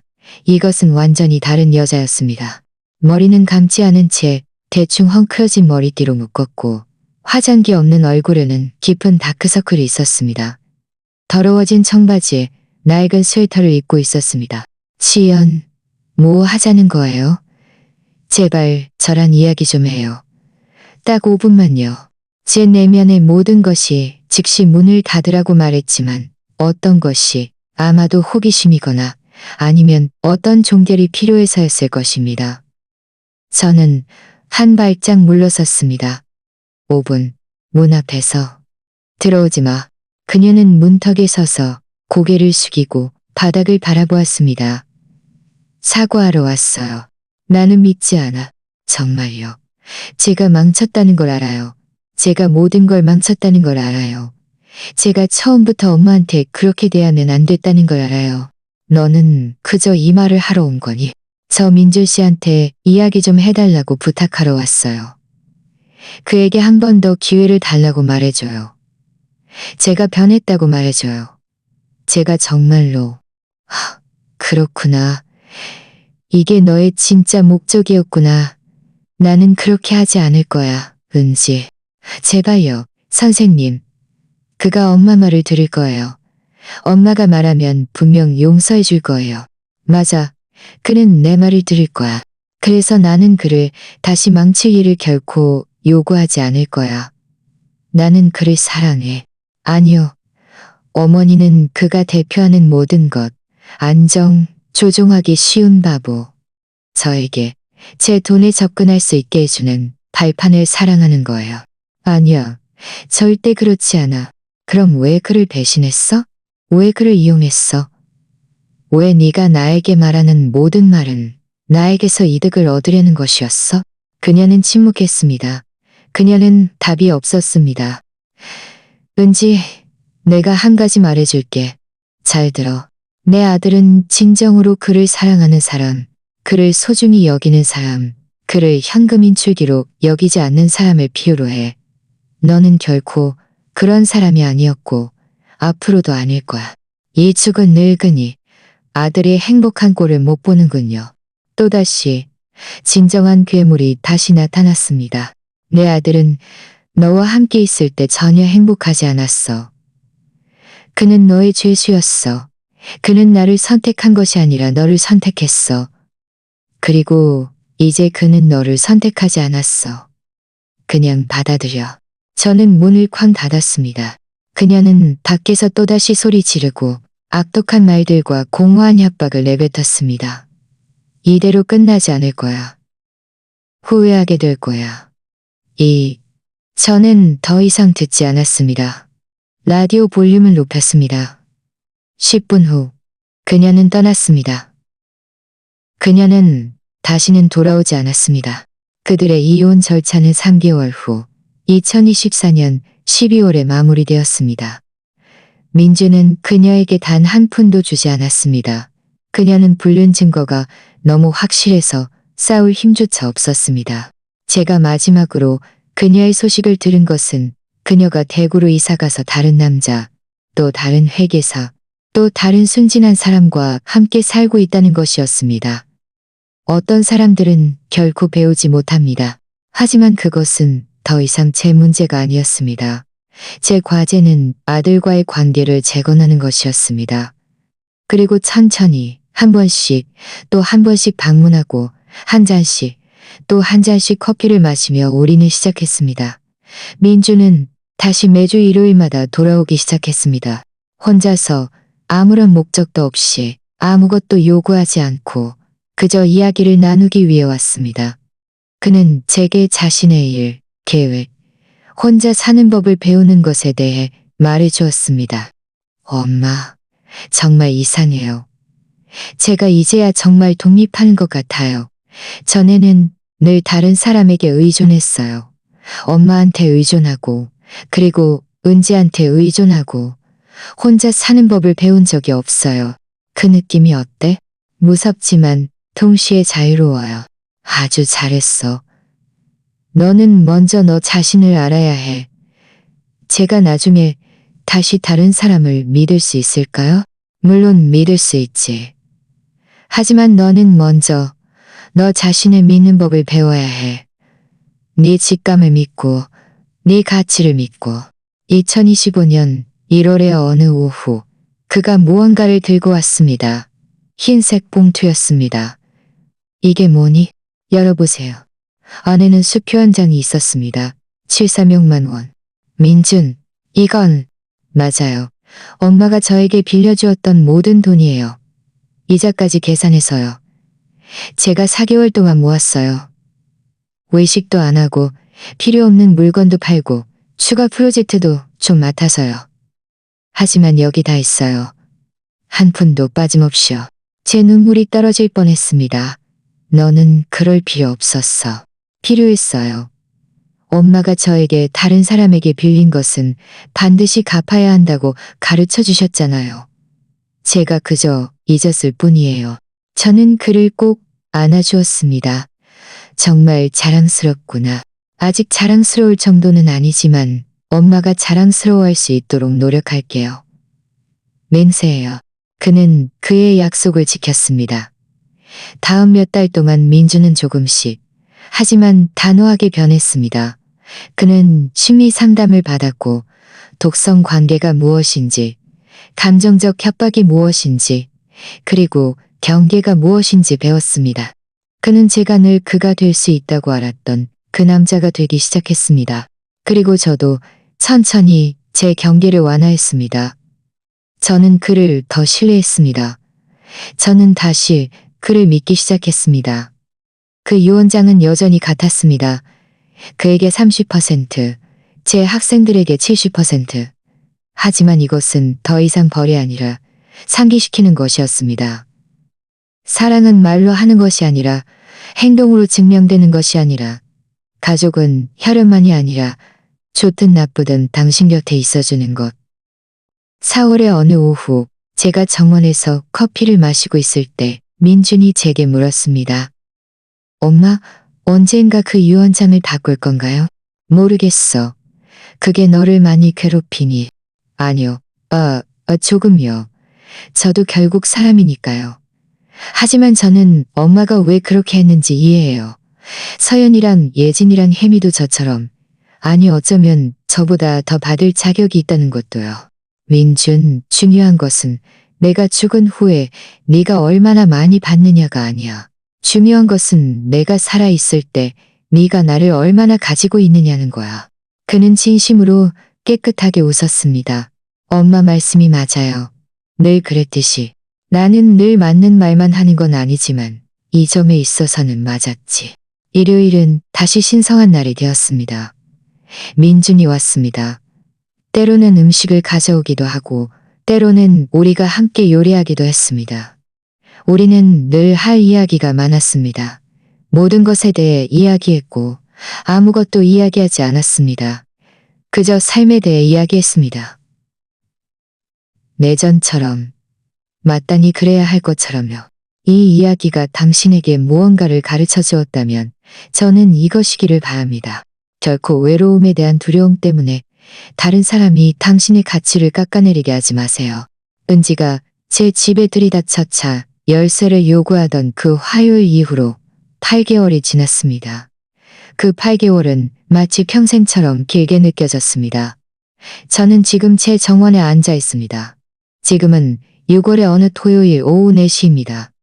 햇살이 따뜻하게 내리쬐고 제 손에는 생강차가 들려 있고 다리에는 담요가 덮여 있습니다. 전혀 춥지 않지만 저는 이 감싸 안기는 느낌이 좋습니다. 저는 예전 낡은 차가 왜냐하면 그날 저는 차를 잃은 것이 아니라 제 존엄성을 되찾았으니까요. 폭풍 후가 지난 후의 삶은 많이 달라졌습니다. 더 평화롭고 더 맑아졌습니다. 마치 더러운 유리창을 닦아내자 갑자기 전체 풍경이 선명하게 보이는 것처럼요. 민주는 매주 일요일마다 제 시간에 나타났고 때로는 평일에도 왔습니다. 그의 어깨 위의 짐은 사라졌습니다. 그는 더 이상 남의 말을 반복하지 않았습니다. 그는 다시 자기 자신이 되었습니다. 아니, 어쩌면 생전 처음으로 진정으로 자기 자신이 된 것이라고 해야 할까요? 그는 2월에 은지와 이혼했습니다. 과정은 우리가 생각했던 것보다 더 빨랐습니다. 그녀는 더 이상 저항하지 않았습니다. 아마도 그녀도 더 이상 싸우는 것이 무의미하다는 것을 알았을 것이고 아니면 이미 다음 희생자를 찾았을 것입니다. 제 아들은 이제 구로구의 작은 원룸에 혼자 살고 있습니다. 그는 스스로 요리하고 스스로 빨래하고 스스로 청구서를 냅니다. 그는 다른 누군가의 반쪽이 아니라 온전한 남자가 되는 법을 배우고 있습니다. 엄마, 2주 전에 우리가 설거지를 하면서 그가 제게 말했어요. 제가 이제야 정말 성인이 된 것 같아요. 전에는 늘 다른 사람에게 의존했어요. 엄마한테 의존하고 그리고 은지한테 의존하고 혼자 사는 법을 배운 적이 없어요. 그 느낌이 어때? 무섭지만 동시에 자유로워요. 저는 거품 묻은 손으로 그를 한번 안아주었습니다. 그 유언장은 여전히 그대로입니다. 민준에게 30%, 서연, 예진, 혜미에게 70%를 균등하게 나누어 줍니다. 아시나요? 저는 이제 이 결정에 대해 더 이상 마음 아파하지 않습니다. 왜냐하면 그 3명의 소녀들은 지난 8개월 동안 제게 많은 사람들이 평생 동안 준 것보다 더 많은 사랑을 주었으니까요. 서연은 2주에 한 번씩 찾아왔습니다. 그녀는 지호를 데리고 왔습니다. 지호는 이제 더 안정적으로 걷습니다. 엄마가 더 이상 하루에 4시간을 버스에서 낭비하지 않아도 되어서 그가 드디어 꾸준히 받을 수 있게 된 재활치료 덕분입니다. 그는 6살이 되었고 저를 지연 할머니라고 부릅니다. 그가 그렇게 부를 때마다 제 마음은 달콤해집니다. 서연은 그것을 보물처럼 아끼며 매주 세차하고 아주 정기적으로 정비합니다. 그녀는 그 차가 자신의 인생을 바꿨다고 말합니다. 저는 그것이 진실이라는 것을 압니다. 예진, 또 다른 제 예전 학생. 그녀는 이제 간호사입니다. 그녀는 매주 제 혈압을 재러 왔고 결코 돈을 받지 않았습니다. 그녀는 제가 고등학교 교복비를 내주지 않았다면 그녀의 집에서는 도저히 그 돈을 낼 수 없어서 일찌감치 학교를 그만두었을 것이라고 말합니다. 이것은 그녀가 할 수 있는 최소한의 일이라고요. 혜미는 가장 어린 25살로 야간 법학과 대학생입니다. 그녀는 일과 학업을 병행하며 매주 일요일 오후 민준이 돌아간 후에 저와 함께 밤 8시까지 화투를 칩니다. 우리는 모든 것에 대해 이야기합니다. 그녀의 꿈, 두려움, 그리고 형편없는 남자친구들에 대해서요. 저는 그녀에게 그녀가 결코 듣지 않는 많은 조언들을 해줍니다. 그녀는 늘 저를 크게 웃게 만듭니다. 이 세 여성은 제 가족입니다. 우리가 혈연관계여서가 아니라 아무도 원하지 아니라 강릉에 있는 그 집은 여전히 세를 놓았고 매달 18억만 원의 월세는 이제 다른 용도로 사용됩니다. 저는 자원이 부족한 학생들을 위한 장학금을 설립했습니다. 저는 어려운 가정에 보낼 물품들을 사고 연금이 없는 이웃 할아버지, 할머니들의 약값을 지불하는 것을 돕습니다. 상호 할아버지, 할머니들의 약값을 지불하는 것을 돕습니다. 상호 할아버지는 저를 보호하기 위해 길게 저는 그 돈으로 다른 사람들을 보호합니다. 이제 저는 그 돈으로 다른 사람들을 보호합니다. 할아버지 말씀이 옳았어요. 모든 것이요. 돈은 정말 인간 본성의 추악한 면을 드러낼 수 있지만 올바른 곳에 사용되면 가장 아름다운 면도 드러낼 수 있어요. 할아버지께서는 제게 독수리보다 더 높이 날아야 한다고 가르쳐 주셨고 저는 그렇게 했어요. 제 매달 연금 154만 원은 저에게 충분합니다. 저는 혼자 살고 사치스럽지는 않지만 궁핍하지도 않습니다. 제가 늘 살아왔던 방식과 같습니다. 차이점은 이제 아무도 제 돈을 어떻게 써야 할지 말해주지 않고 아무도 제 인생을 어떻게 살아야 할지 말해주지 않는다는 것입니다. 아무도 저를 짐덩이로 여기지 않는다는 것입니다. 그리고 그것은 값으로 매길 수 없는 것입니다. 때로는 제가 그날 타협했다면 어떻게 되었을까 생각합니다. 제가 은지에게 차 열쇠를 넘겨주었다면, 제가 위임장에 서명했다면, 제가 연금의 60%를 정말로 주었다면요. 저는 아마 매달 6억만 원으로 살았을 것이고 아마도 어떤 저렴한 요양원에 버려져 자도 자율권도 존엄성도 없이 살았을 것입니다. 민주는 계속 은지와 함께 불행 속에서 살면서 그녀의 꼭두각시 노릇을 끄면서 하지만 저는 타협하지 않았습니다. 저는 그날 웃었고 그 미소가 모든 것을 바꿔놓았습니다. 왜냐하면 그 미소는 항복이 아니라 전략이었고 힘이었으며 히든카드를 쥐고 그것을 내밀 준비가 된 사람에게서 나온 것이었으니까요. 이제 저는 제 정원에 앉아 차를 마시며 햇살이 얼굴에 쏟아지는 것을 느낍니다. 저는 한 가지를 깨달았습니다. 저는 67세이고 통계적으로는 아마 15년이나 20년을 더 살 수 있을 것입니다. 어쩌면 더 적게, 어쩌면 더 많이요. 아무도 모릅니다. 하지만 제가 아는 한 가지는 이것입니다. 저는 남은 세월을 저를 진정으로 소중히 여기는 사람들 곁에서 살 것이고 저를 계산하는 사람들 곁에서는 살지 않을 것입니다. 저는 자유롭고 독립적으로 제 자신의 결정을 내리며 살 것입니다. 저는 피해자가 아니라 생존자로 존엄성을 가지고 세상을 떠날 것입니다. 이 이야기가 당신에게 어떤 영감을 주었다면, 어떤 감동을 주었다면 저는 당신에게 아래에 댓글을 남겨 당신도 자신의 존엄성을 지키기 위해 싸운 적이 있는지, 사랑하는 사람들을 위해 경계를 설정한 적이 있는지 알려달라고 초대합니다.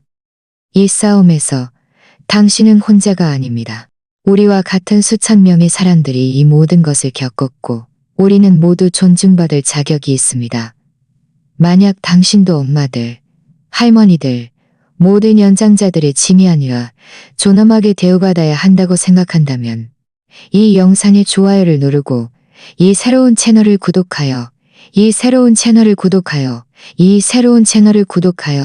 이와 같은 더 많은 실제 이야기들을 시청해주세요.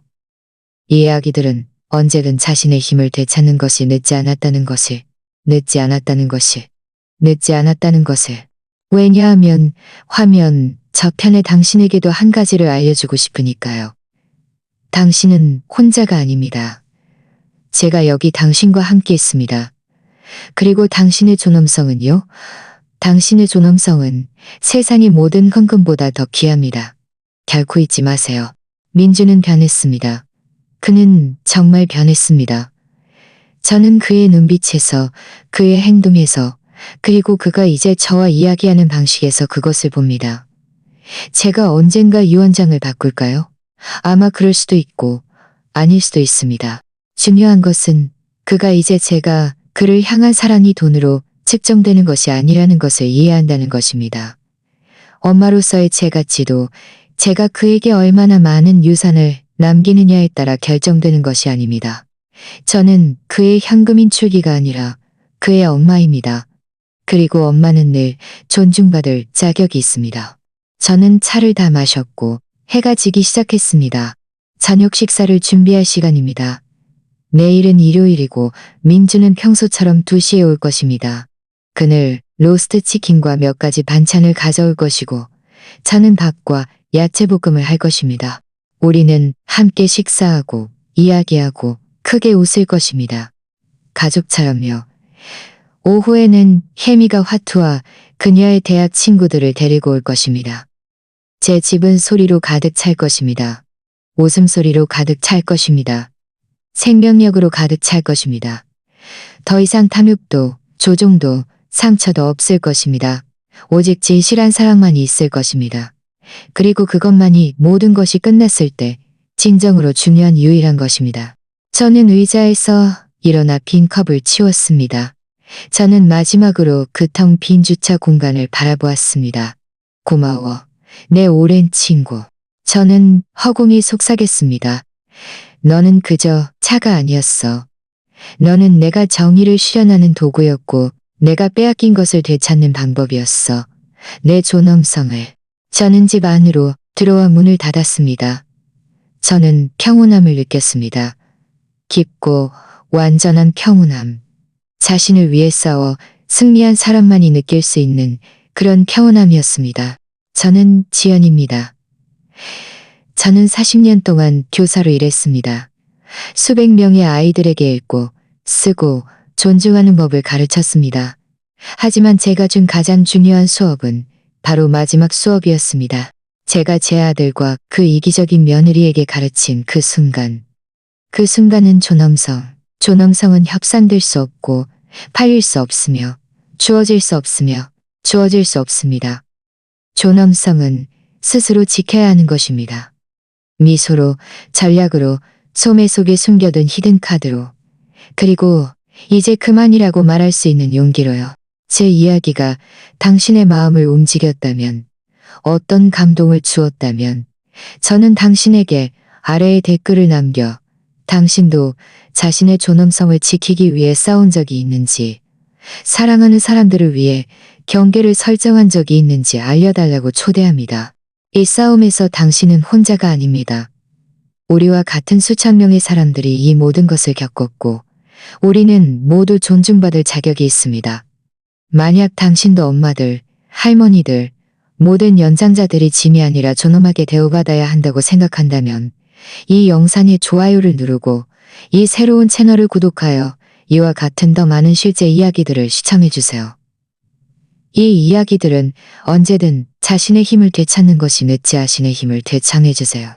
그리고 댓글에 당신이 어디에서 이 영상을 시청하고 있는지, 어느 나라, 어느 도시에서 이 순간 저와 함께하고 있는지 알려주세요. 왜냐하면 화면 저편의 당신에게도 한 가지를 알려주고 싶으니까요. 당신은 혼자가 아닙니다. 제가 여기 당신과 함께 있습니다. 그리고 당신의 존엄성은요? 당신의 존엄성은요?